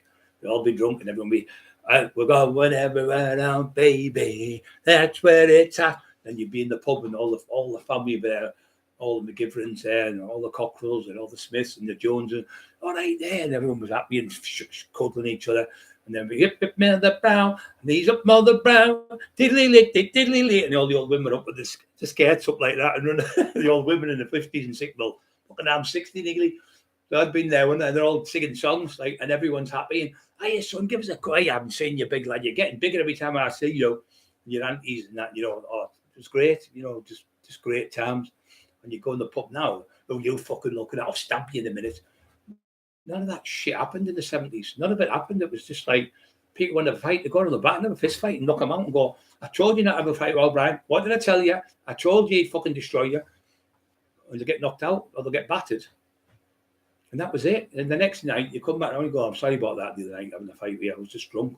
I was walking back out. But I never drank anyway. I didn't drink. I'd never took nothing. I took a cigarette when I was 12. I smoked a little bit. I was on my skateboard. There was a couple of girls there. I was showing off in front of them. They were about 13 or 14. And I was with Dorsey and another lad. And I went, yeah, I've smoked for ages, mate. Been smoked for years. I kind of looked like they were so tough. I went, and I fucking threw up all over. I never, ever smoked another fag in my fucking life. It was horrible. The dizziness going around. And Emma smokes. And when I come in, she's smoking. And she's like a fucking chimney in there. And I'll walk in and I can't breathe. And she thinks when I first went out, but I've been seeing it for years, when I first did it, she thought I was exaggerating. Not as soon as I smell a little bit of smoke, I'm balking. I'm just, my stomach turns with it. It makes me bad. I can't handle it. And with my chest being with asthma, as soon as I breathe it in, it just makes me balk. But it's fucking horrible to smell. But I don't know people do. I just don't know how they do it. 5,000 people a day die of it, and 5,000 a day people go on them. So it's every day. 5,000 restart smoking. Not start, just start off every single day. 5,000 people. It might be more now. It's the worst killer of all time. More than anything, the biggest killer of all time. You think the government would do something about it? No. Fucking horrible. You used to say, yeah. Camels, your chest feels mild. Used to think, I forgot to tell you this last night. I was telling you, I forgot the rest of it. So what happened is, when they used to have the plague, I was telling you about the rats. It was actually the fleas that brought on the rats. The rats would run across the roofs and that would spread the bubonic plague. They had the fire 1666, I think it was, in London, and that wiped out the fucking bubonic plague, the fire. But what they used to do, you'll see kids with clear pipes smoking it, like Popeye with a little pipe. So they used to think that smoke would kill the plague. So they used to have the kids 4 and 5 years old smoking pipes. They'd see them smoking, and pictures you'll see them. That's what it's for, to kill the germs. The smoke would kill the germs on your body. That's what they really thought. And it's sad because obviously it didn't work, but fucking terrible, isn't it, people? But well, look at us now. But if you went back now, and you went back, imagine if you went back 100 years, and you had a mobile phone. I mean, signal with the book. But if you had, say, I don't know, a DVD player, and you went back and you had a telly on, they'd be like, "Fucking hell! Do you think you were a fucking wizard? Do you think you were a fucking devil? You get killed, wouldn't you? Burn you at the stake." He's a wizard. They used to go around. There was called a witch finder general from Europe, Catholic Church again, fucking bullshit. Anyone with a birthmark, anyone with any strange marks on them, I've got a strange mark, but I could burn it on my fucking leg. What they used to do was burn you, put you in a fucking stake, and burn you, and throw and burn you in the name of God. Fucking pathetic, absolute fucking barbaric. And they were burning people. And then another one where they put you in this I can't remember what it was called, like a ducking thing. Put you in there and you go in the water. They duck you under the water. And if you drowned and you sank, you weren't a witch, I think. If you drowned or come to the top, you were a witch. So you couldn't fucking win. So you were under the fucking water 20 minutes or something. No, she's not. After like 10 million people, she can't have been a witch. She's not a witch. So after 10,000 times they've done it, why did you stop doing it? It's just fucking pure evil. And they used to get people and say, did she confess? Or when somebody's sticking a red iron in your fucking eye and burn your eyeball out, I think you confess to fucking anything. You'd even confess to your fucking tinfoil. Well, maybe not. But you would confess to anything if somebody was fucking pulling your fucking teeth out and your ears off and burning you. That's what they've done. And they'd have that for a week. They did it with poor fucking Joan of Arc. They tortured her for ages with irons and all sorts. That's what they've done. And that was in the name of God. Fucking pathetic. Absolute shit. But yeah, fucking we haven't come far forward, have we? We should do that to fucking nonsense still now. I think you should be left in jail so they'll never get out. Well, I remember I chased one in Thornaby. There's a block of flats over there. It's knocked down now. My mate used to do DVDs. I used to get them off it, one of the copy ones. And I went over and he said, I was only a fucking nonce 2 doors away, moved in. And he's out the window because the school was right next to the fucking flats. So the school overlooked the flat. The flats overlooked the school. 4-year-old, 5-year-old kids, infants, and junior school, paedophile in the fucking block of flats. Well, you didn't stay in there long, throw them off the top of the fucking building. But the only thing is then, the problem you've got then is coppers, goody two shoes, fucking social workers and that. What they do is they'll change his name and move him somewhere else right down the end of the country, so you never know who they are. You never know. Tommy Johnson. You know, when people come from like, total different area and they come down with an accent, why have you moved from there? What's going on? Usually fucking either grasses or nonsense. But yeah, so he's at it again with these daft fucking things saying my channel's shit. Why would anyone watch his channel about training when he doesn't know now about training? Seriously. Divvy cunt. All the books on its way, the training book. Getting it back off the other lad. Emma's contacted him. It's the book's actually done. I just need the stick figures. What Lee Watt, he's fucking brilliant. He can draw anything, you know. He can do anything with books. You give him a book and you give him the words out your mouth. He doesn't put his spin on it. He puts them in a way where it's just he's a genius. You know, I'm on about a genius with books. He did Norman Buckland's, Lenny McLean's, I think he did. Yeah, Lenny McLean. He did all them people's books. And he's been given massive awards where you go on, like, I don't know what it's called. Next time I'll phone him tomorrow and I'll ask him, and he's on special awards he's got, you know, for doing the best books. People get awards for things. Not like the Crank. I'm the bestest author ever, they've said, on these English shores since Oscar Wilde. Fucking deranged. Absolutely deranged. But none of his books. You haven't got a book. So I have actually wiped you out by beating you with these up here in my brains. You and Shirley, the legal secretary, wiped this out. No one wants to know you. You haven't got a house. You're in trouble with the HMC Customs. You're in trouble with the Inland Revenue. You're in trouble with the fucking, you'll be in trouble with the police in the end because they're going to find out it's all lies and what's going to happen to you. All these people you've grasped and all these things to and made stories up about, they can then have you charged for perverting the course of justice.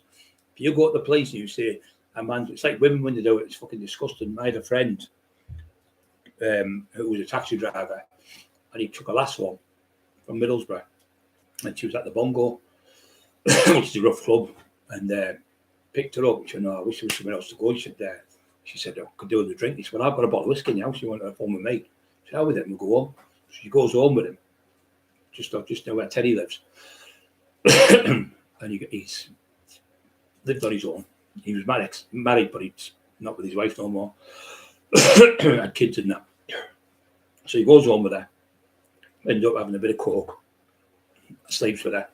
So she's texted her mate saying, "Oh, I had a great night last night, blah, blah, blah, blah, blah, blah, blah." She went, "Oh, yeah." She said, "Are you home, mate?" She said, "No." She said, "Why?" She said, "Well, it's fucking 10 o'clock. He went, "You're joking." 10 o'clock, so her husband was home from work. He got home at 8. So she's texted that to him. So anyway, she's went, "I got raped last night." Went home. The husband potentially got raped off this lad and told me his name. Anyway, the cops have raided his house, got him, took his phone, took their phone, everything off them. But it takes 3 months, so she's deleted all the stuff off the phone. So he got remanded. The poor cunt got remanded. It was nearly 6 months, or not 3 months he was on remand. It was. And then I think it was 3 months on remand he was. I think he went to Liverpool, poor cunt. But people pointing fingers at you never done fuck all. So what happened is when the forensics come back, like they should have done with Mr. Tinfoil. What you've done with me, you sneaky bastards. You got fuck all of me, have you? Nothing. Nout. So the phone come back and she's saying, "Yeah, how are you doing?" And you had a great night, full of all coke. Went home with the taxi driver, had a great night with him, blah, blah, blah, blah. This is say whatever time. And then she's texted, "Oh, I've been raped to her husband," and all that stuff after it. So then they've got obviously the phone and went to the lasses, and she's got the call and went, "Oh, she told me she had a great night." So say at 9 o'clock she was saying she had a great night, but she was saying to her husband afterwards that she got raped. So when the judge found it and seen it, the judge said, "Right," he kicked the case out and she was arrested, and she got I think she got three or 4 years she got for perverting the course of justice. And imagine doing that to someone. It's fucking terrible. You just telling the fucking truth. Look, I fucked up, I went home with someone instead of trying to ruin somebody's life. But the great thing was, obviously God was on his side that day, but sometimes it's happened to friends and family and things like that where they haven't done fuck all, they've been done for something they haven't even done. I think you should get fucking, say somebody gets 10 years for something they haven't done. The person who puts him like Ben Copper gets you 10 years and you haven't done it. He should do the 10 year what you've done and pay that 10 years money what you would get. That's what should happen. The police should be the cops who set people up should be jailed for doing it. Automatically fucking jail. And whatever the jail the person's done, the cop should do, because he's put you there for being a corrupt cunt. Don't get me wrong, there's still nice people out there. There's still nice police. There's still nice traffic wardens. There's still nice fucking school teachers. There's still nice fucking every single nationality. Every nationality. There's still good people in every nationality. You can't say because he's Catholic, he's horrible, or he's a Protestant. That's all stupid fucking autistic man. Hello, son. I've seen you for a while. So yeah, so autistic man's a great lad. So there's no such thing as like because he's black and because he's fucking Chinese, because he's from Milan or from he's fucking Peking or he's from there. It doesn't matter where you're from. It's what's in here in your heart. It's how you portray yourself. It doesn't matter what country you're from. It doesn't matter what colour you are. It doesn't matter what religion you've got. It doesn't matter if you're gay, bisexual, whatever. That's got fuck all to do with it. That's your personal preference, and that's what you've got. But when you're doing it like he's doing, and telling everyone, and he's got a kid at home getting tortured at school by all his friends. Kids are like they're fucking horrible. Oh, your dad's saying horrible things about what he's doing. Oh, there's videos of your dad offering there, Brian Cockerill, he couldn't find sleep. Kids are torturing the kid at school, all because of him. And he's bringing all that up. I mean, if that was me, if I was my kid, I wouldn't fucking dare say things like that. If you've got something you're doing with someone, whatever, you don't let your family know and everyone else, the whole fucking YouTube, but he does. He goes on chat shows and lets everyone know what he's doing because he thinks it's clever, because he wants to be Paul Sykes. He's multiple personality disorder. When he came off the drink, when he went to London, he was calling me a retard. And he put that today, sorry. He put in Brian the Spaz, not Spackhead, Brian the Spaz he put in today, so I knew it was you. And then about 4 of yous come on, guys, and said, "You again, tinfoil. You just can't stop." So he come on saying today, or how does he know anything about training? And somebody said, well, how is he that big in them videos if he doesn't know about training? Look at the fucking size of him. Look at the size of his legs. Oh, chicken legs. And that just shows you the jealousy of him because he's jealous to fucking death. Have you seen the state of the clip of yourself, the one Irish Bull's got, where you're like that, like a raven skull, and you've got whelks, all the big spots all over your face. Your hair's pure ginger, white coming out of it, and you're taller than me, but then you dye your hair black. I really think you want to be me. I think you've got spun round now. You want to be me. You know, it's like, give me the creeps, but I didn't want to say that, but that's what I think he is.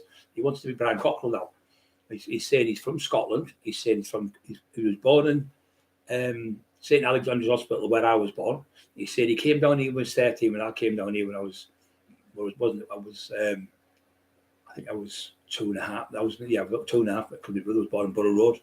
Our Bobby was born in Borough Road. We lived in North Ormsby. The market, my uncle Jim was in the army. You come up the army, you got a house there.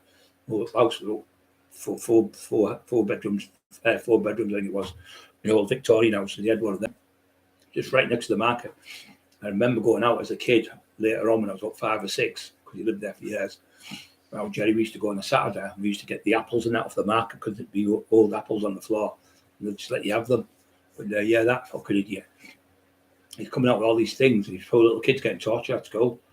His kids, he's saying at school, he can't wait to get in the army, get away from them. But like I said, he's gone on there saying, I've done 7 books this year and I've done that. And he was claiming dole money. So he's grassed himself up on there. Then he's gone to court saying, oh, I work as a T-boy. But you never, I'm sorry, you went as a T-boy. But the money you've had off them is ridiculous. It's probably had about £100,000. That's the type of money you've had. And you never paid anyone the money what you owed them. Sean Atwood said to you, give Bride his book back. Give him his book back. It's his book. The courts have ordered. I can't keep this book any longer, he said. So I'm getting that book back any day now. Because he can't keep the book. Because the judge ordered the book to be given back to me in the fucking courtroom. He said, I didn't know this.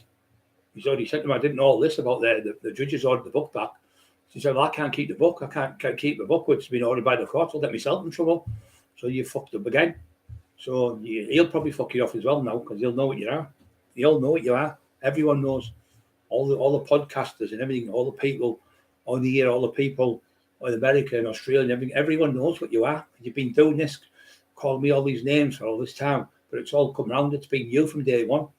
And like you said, everyone on here, like Tommy, you call him, you call everyone on here, you call Irish Bull, yeah, Autistic Man, you call every fucking single one of my people on here.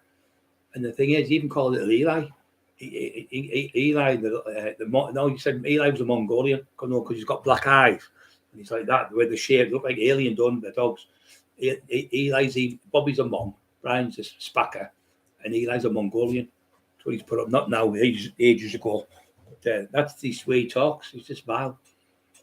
And then he'll go, how dare you talk about my wife? Well, your wife's fucking dog, falling the door. Carol Edwards, God bless her, lovely lady. They've done one of the great things is we've become friends with Carol Edwards, who's Lee Duffy's partner, and she's been by our side, and we've been by hers from day one. We'll never leave each other, and never and her like sisters, and she's like a sister to me, which is a great thing. We've found solace, the families, the Cockerill family, and the Duffy family through Carol and that, and the daughters and that, lovely kids, and her son Peter's lovely. And you were torturing poor Peter. I need my glasses, Tommy. English Bull Terrier. I need my glasses. I meant not went. Yeah, so I forgot my thing, Tommy. That's you, that Tommy Robinson. Forgetting my story now. Okay, now what am I about? Oh, I forgot it now.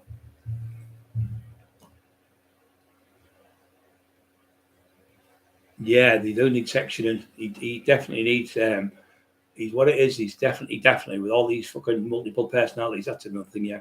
So we talk about the multiple personality thing. So when did I draw?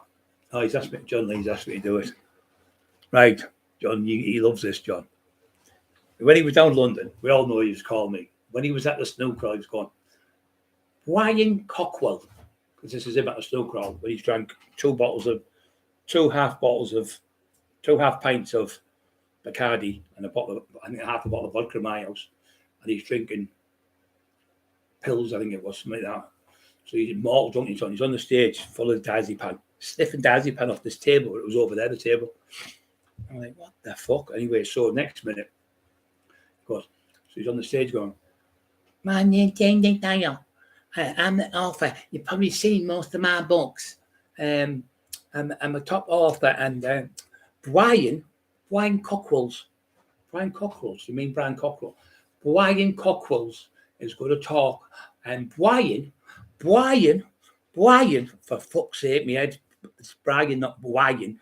Brian, remember Del Boy that and that like Brian after you. Remember the crying one? Come on, he couldn't say crying. He was going crying on Only Fools and Horses. That's a fucking hilarious that. So that's him on the stage. So he's going. Brian is going to answer Brian's going to answer everything. Brian's going to, for fuck's sake, get it out. Brian's going to answer every single one of your questions. And Brian doesn't why. Oh, fucking me like that. I was watching it. So he's on my side of me here, and I'm here like, oh my God. So this lad comes up and goes to me, do you want me to fucking bat him and drag him out of the fucking club? He's showing you up here. So I said, no. I said, so Brian doesn't why. Brian doesn't lie for fucking England. So my name's Dillinger, and yeah, I'm the best author that ever lived.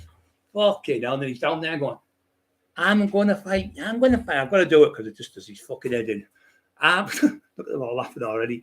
I'm going to do this because I know that the 5'8", I am. You're 5'6", you fucking idiot. Emma's 5'7" inches, an inch taller than you. So how can you be 5'8"? You're 5'6", Arthur. You can't even tell the truth what you height. So 5'8", Arthur. I'll meet you. Listen to me, yo. Listen. 5'8", Arthur. I'll meet you. Steel City Gym. 11 a.m. 11 a.m. Steel City Gym. Are you listening to me, Cockerill? I'll meet you 11 a.m. Steel City Gym. Fucking idiot. Never even met me. So he goes on again. So he did about 17 videos calling me. And everyone, what? And then you've seen the comments. Not one person have said, well done, and off in the ball said, what a disgrace. And you fucking stink, Cockerill. You really stink. You are a fucking spastic. You are a fucking retard. No, that's great, that. So when it goes to court, when we get nicked off here, we do get nicked. I really hope we go to court so I can bring all this out. And I used to pull it out. I'm going to bring all them as witnesses, threaten to rape his daughter and everything. So all of them will come on for us as witnesses, and you'll look like a piece of, well, you look like you are a fucking piece of shit. You are a piece of shit. You've always been a piece of shit. You always will be. And you want to be people. You want to be Paul Sykes. You want to be Lee Henry. You want to be fucking. You wanted to be. What do you call him? Oh, fucking Christian. I got his name now. Came here to pray for us. You wanted to be him. I can't remember his name now. He wanted to be him for years. She said, "Oh, but," and then they went. Oh, John Pierce. She went. When I used to train with you, John, I had a crush on you. I used to watch you getting changed in the showers. I looked at him and I fucking, he's got no shame at all. Meaning when he took all his clothes off, look at him down below. I'm looking at him. John said, when I get older, I'm going to break your fucking jaw for you. John was the world champion, amateur. I think he was lightweight amateur or European champion, brilliant boxer. And he said, he's a fucking horror, absolute horror.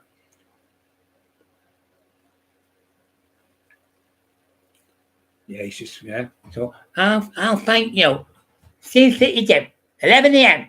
Are you listening, Cockerill? 11 a.m. You've said it about 40 times. And he went on and on and on. But that was, he's seen the state of him. And he said to me, I smell. You're down there. You look like a fucking Rabsy Nesbitt. In fact, I'm insulting Rabsy Nesbitt by saying it. So you are one scruffy tramp. Win, lose, the draw. Win, lose, the draw. Yeah. I'll fight you. Win, lose, the draw. Well, that means in English, win, lose, or draw. I'll fight you 11 a.m. Sunday morning, wasn't it? Sorry, Sunday morning, 11 a.m. Steel City Gym. When you said that, fucking divvy. Now you sat there, your fucking tears run down your face because everyone's laughing at you. They're laughing stock of YouTube, and this is going to go on forever and ever and ever and ever, like you did to poor Marty. Now you know what it's like to be fucking laughed at.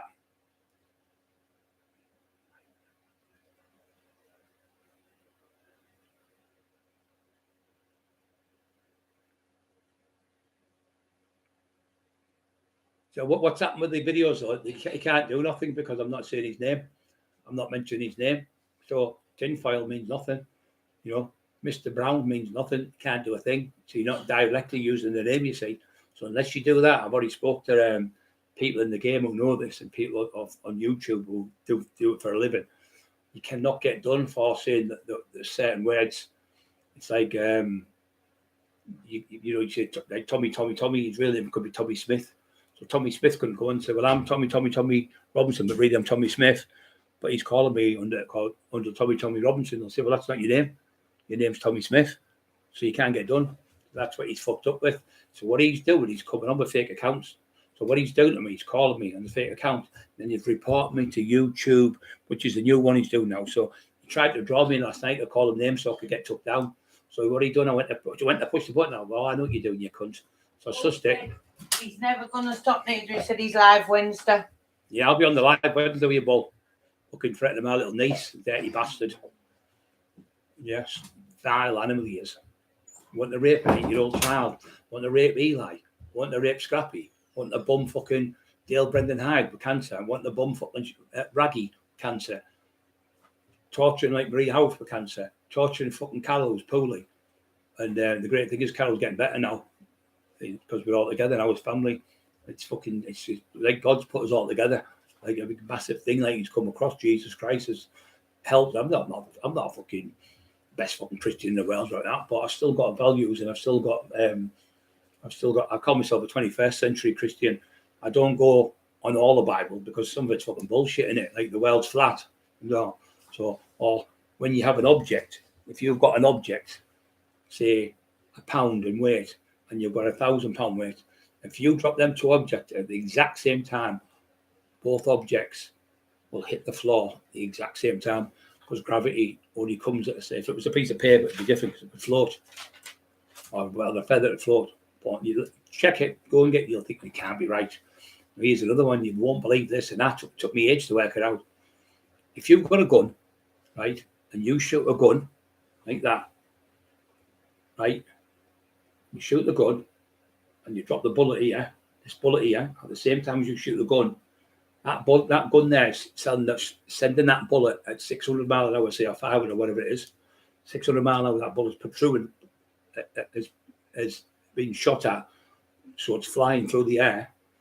That bullet, when you drop that one here, you pull the trigger on that one at the same time, both of them bullets will hit the floor at the same time.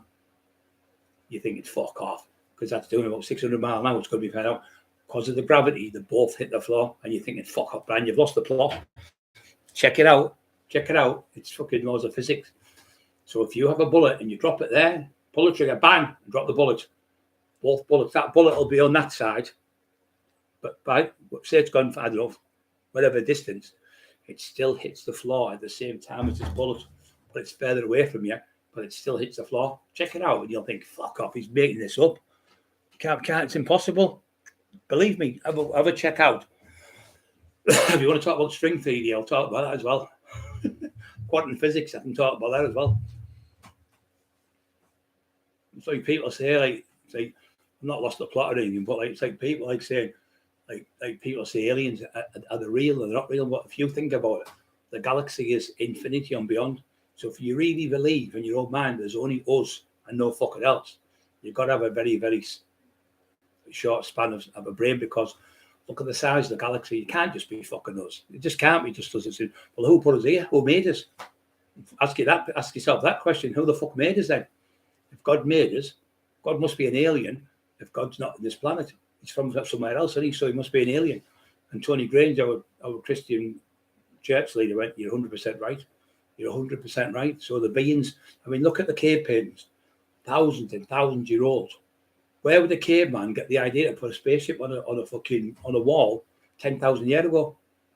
Because unless he's seen it, the only way he could do what we know what spaceships look like. We've got films and we've got this, we've got that. But someone who's never seen something like that, how would they know how to paint that on the wall? They've had to have seen it with their own eyes. So they've gone and painted it. It's got spaceships on walls in France, in Africa, in Australia, all different places. And 10,000 years ago, people started building pyramids people started building Machu Picchu. All these places started coming from somewhere. So where have they got the ideas from to see it? I mean, we first flew in 1903. We lifted off 8 mile an hour. We did. I think we covered 20 feet, 10, 12 feet, something like that, in an airplane in Kitty Hawk by the Wright brothers. So you're telling me 66 years later we've landed on the moon? Where have we got that massive leap from there to land on the fucking moon and go past the Van Halen belt, which is, you'd have to have something like 10 foot or 12 foot thick of lead to stop the radiation coming through the spaceship, not the spaceship, to the rocket. So how we got a fucking airplane that could only do 12 mile an hour, 8 mile, it was 8 mile an hour, I think, 8 mile an hour over about 20 feet. And then the next one, we've got a rocket doing thousands and thousands and thousands of miles an hour just to get out the Earth's atmosphere. So how the fuck have we had that giant leap from in 63 years? Because it was 1969 we landed on the moon, July 1969. This is a small leap for mankind, a small leap for mankind. No, a small leap for man and a giant leap for mankind. Armstrong said, didn't even landed on the moon. So how have we leaped? And when he was up there, the other one, this is these words. What about that thing we have to do with Giggle talk about that laminin? Yeah, so what happened, the other one, Buzz Aldrin, he said when he was on the moon, he seen a spaceship, and the other one said the same. All of them said they seen a spaceship up there. So are these telling lies? These people who've got brains exponentially fucking intelligent. Is Hawkins, the cleverest man, one of the cleverest, probably the sixth cleverest men that ever lived. He says there's definitely aliens. There's no doubt about them. But are they going to be hostile? Are they going to be nice? I mean, you think about it, if we've been here, so many thousand years, they could be here 1 billion years. They could have been here 10 billion years. Their technology is just fucking be like us now going back with the technology we've got now 10,000 years ago. People are like, whoa, fucking be frightened to death. So what would their technology be like, even if they are? 36% of the Americans believe they're real.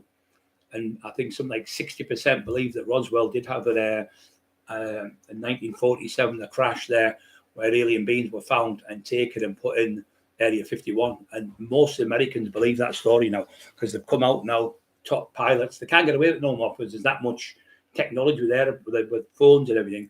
And the top pilots are coming out with it saying, we were following UFOs and we were following this. So all these people, presidents, even the presidents have come out and said it now. So I think you're going to get a massive. I don't know it. Yeah. So laminin is being proved now in the human body, right? That every single cell molecule in the human body that is made up to make the building blocks of the human body, right, is in the shape of a cross, right? And it's got it looks like a head on a cross, yeah? And that's the cell molecule of the human body. That's the full makeup of the human body. And it's called laminin. You need to look at it, yeah. Yeah, so if you have a look now about the new things that have come forward in the last 3 months, there's loads come forward. There's a pilot come forward. There's another one, I can't remember his name now. He's about 50 or 60 odd years old. He tells the story. Have a look on YouTube tonight and have a look, and you won't believe what they found and the stuff they've got and the photos and all the stuff. So all these people are telling lies, but it's just too much technology now, isn't it, for it to? So are we alone? I don't fucking think so. Do you? Yeah, so they see anyone's coming on now saying they've heard about it. Yeah, you're 100%. You Hardberg, hi Carol. Yeah, definitely. We can't just be a fucking alone. You could think. Look at how vast. We're talking about a galaxy. A galaxy's fucking huge. There's thousands of them, thousands and fucking thousands of them.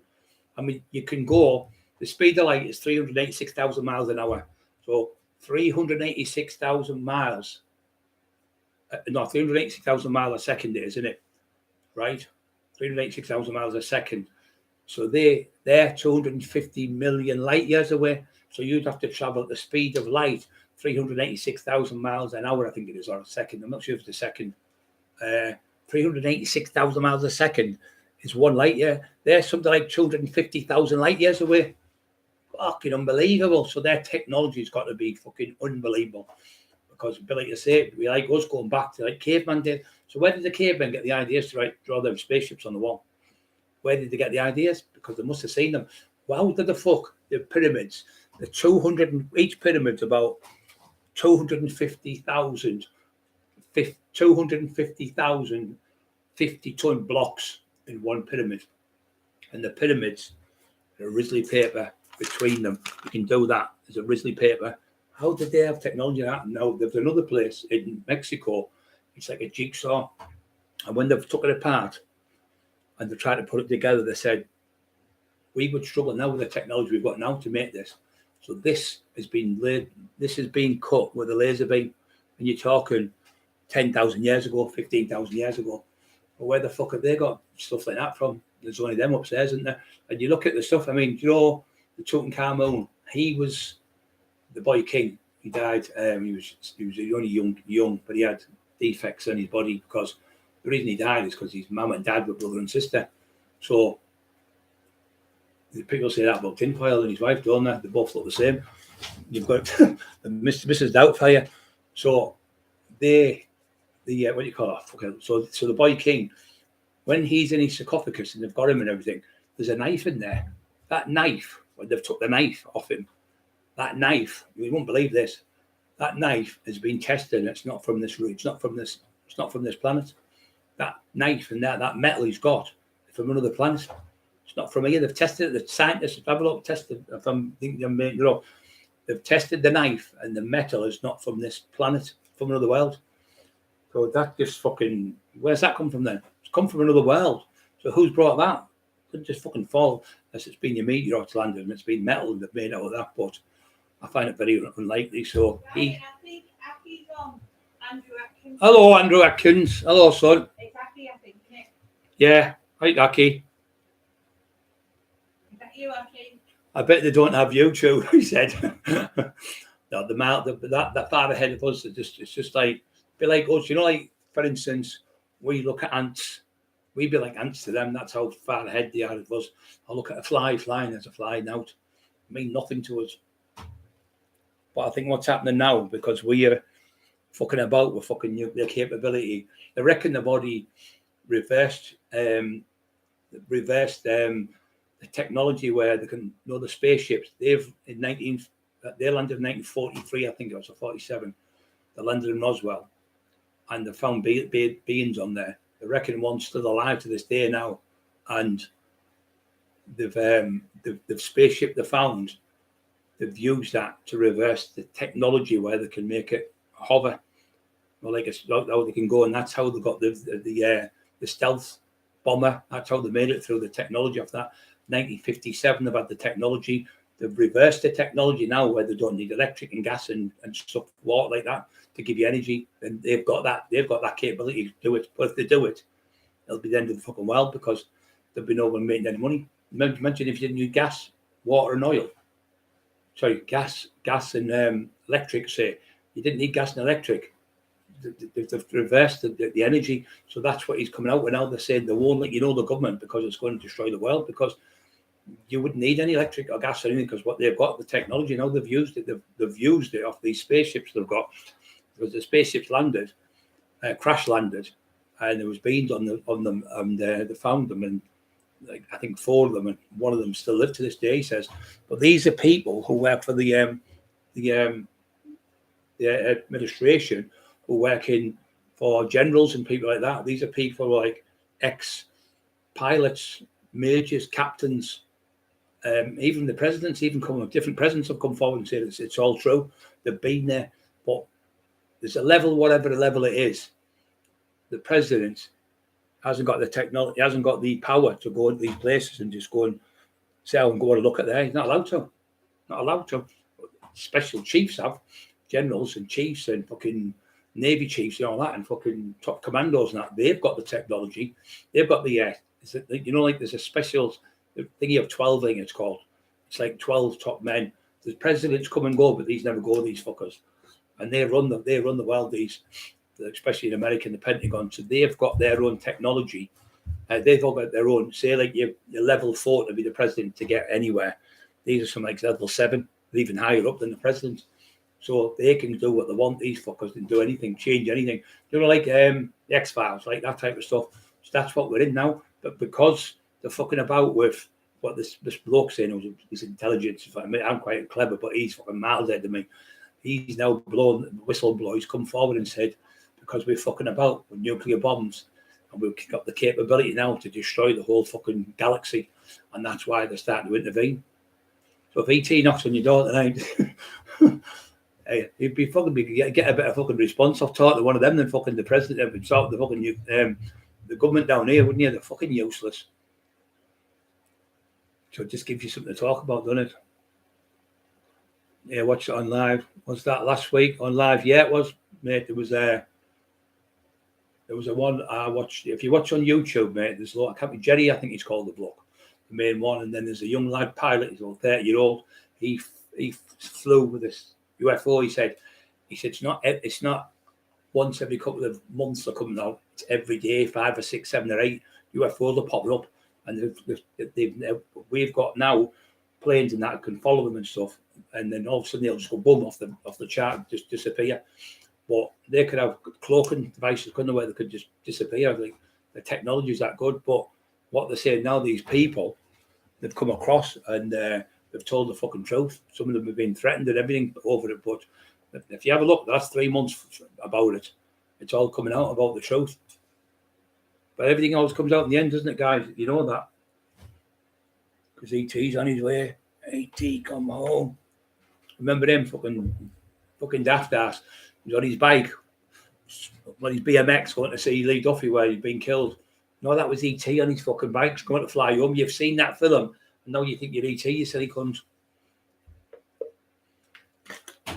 Yeah, but they give it away more than anything. Is the paintings at 10,000 years old, the pyramids. How could people who 2,000 years ago haven't really gone any further forward in 2,000 years? So how did they go 2,000 years ago and build it? Like 5,000 years ago, the pyramids were built, some of them. So how did they get that technology to build them pyramids? Where did they get the manpower? What, you trying to tell me how a couple of logs and they're pulling a 50-ton fucking stone, cutting it all out perfect, every side perfect, squeezing it, squishing it onto the fucking pyramid and building it all. And when them pyramids were built, they were shiny like gold, looked like gold because they were all smooth, all shiny. So where did they get the technology? What people are saying is there's substance on there like fuel. So they think what they were was when you look at the pyramids, they point to the constellations and the stars. So what they're saying is the aliens have used them as landing drones so they could see where they were at in all different parts of all of the world. They've got them in Mexico and other places. That's what they're saying. That's the technology of intelligent people saying that. When you start looking into it, Lee Waltley looked into it and he said it is scary when you start looking into it because it's more and more and more you look into it, and the more and more and more you start seeing the truth. He said it is scary when you start looking into it. Indians, Mulleth House spoke to Army Area 51. Yeah. Well, there's that. He said, didn't he? Can you remember that when there was a spaceship and it was as big as, it was fucking huge. 1,500 feet or something more, but the biggest two football grounds, I think it was 600, maybe for 1,500 feet or something. And it was there, and there was 10,000 people seeing it. And he came on the next day, and he had an alien suit on, like messing about. But he said later on, anyway, there was a spaceship, and this was he wasn't the president; he was the governor of, say, California or somewhere. Not Arnold Schwarzenegger, but it was 10 years ago, and he come out and he said there was a spaceship, but there was something like 15 to 20,000 people seeing it, and it was fucking huge, this thing. We couldn't have the technology to do it. So why are all these people lying? Why is fucking what's it called? Fucking how to name it all. Remember when the coppers went to see that when they're called the grey ones, supposed to be the bad ones, the little grey ones with the black eyes. And the other ones are supposed to be the good ones, but what do you call it? Something kind it's called. The fourth kind. That you watch that one, and also watch the one with the fourth kind. You also watch one. Travis something is called. He's in the mountains, and they do with the loggers, and he just gets picked up and beamed into a spaceship, and they're all there, 7 of them. So they get hold of the place. He's gone missing for a week. Strange marks in his body and strange metal that's not been from this area, not been from this planet. Same thing. And they've got him. They've took him in. And when they've done the lie detectors, You can't beat the lie detector unless you're fucking like CIA or something and you're trained how to do it. So 7 of them went in, 7 of them did the lie detector, all 7 told the truth. Then they did another lie detector a year later, and all 7 got top FBI people and CIA people, interviewed them, and every one of them told the truth again. So that fire in the sky is called. It's just too many coincidences to be not true, isn't it? And why do they keep denying it? Because they're scared. Because you think about it, say the police are looking after you, and then somebody comes along at a big fucking Martian, and you think, well, we can't phone the police because that thing there would just wipe us out. So they're scared to tell you. They don't want to tell us. IT come home. It's a good discussion to have, isn't it?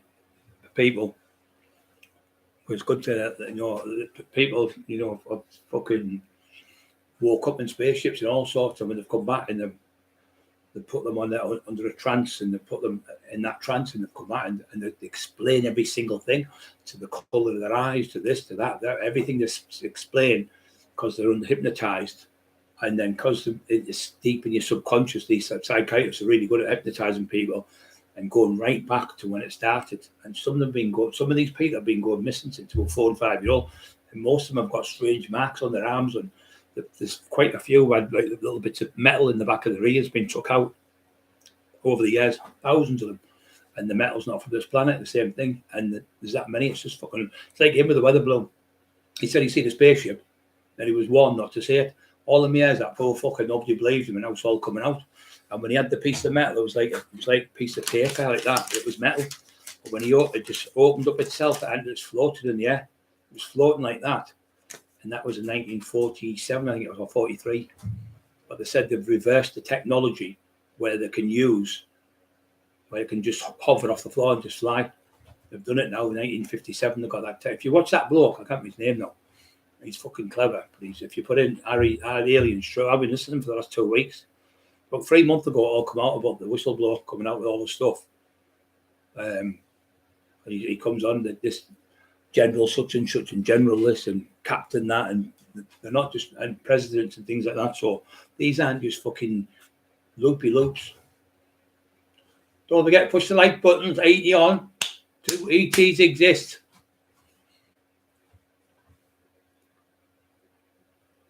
See you later, Ice Bolt. Been beamed up.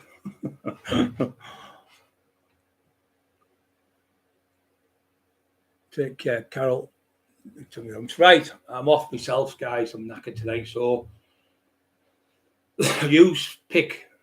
What I might do is put something in tomorrow to see what you want to talk about. I'll put like 4 categories and see what we want to talk about tomorrow.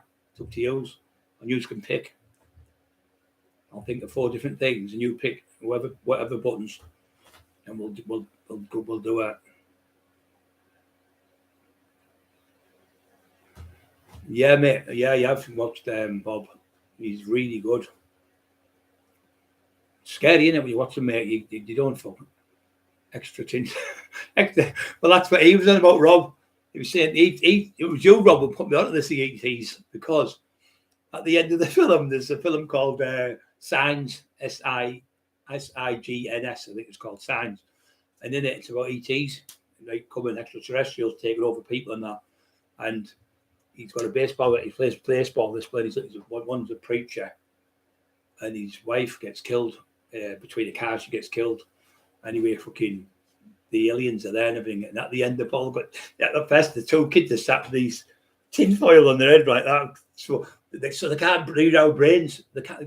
Tinfoil can't read our brains. So at fest, he's sat there. And he'd say to the kids, you put them mentally used type of thing. And later on, they're all sat there, the 4 of them, the 2 adults and the 2 kids with tinfoil on their head, waiting because they think the aliens are getting the technology out of the brain. Tinfoil's an alien. Tinfoil's an alien. Right, guys, I'm off. Definitely 73 thumbs up. Don't forget to push the like buttons, guys. Have a great night tonight. It was funny.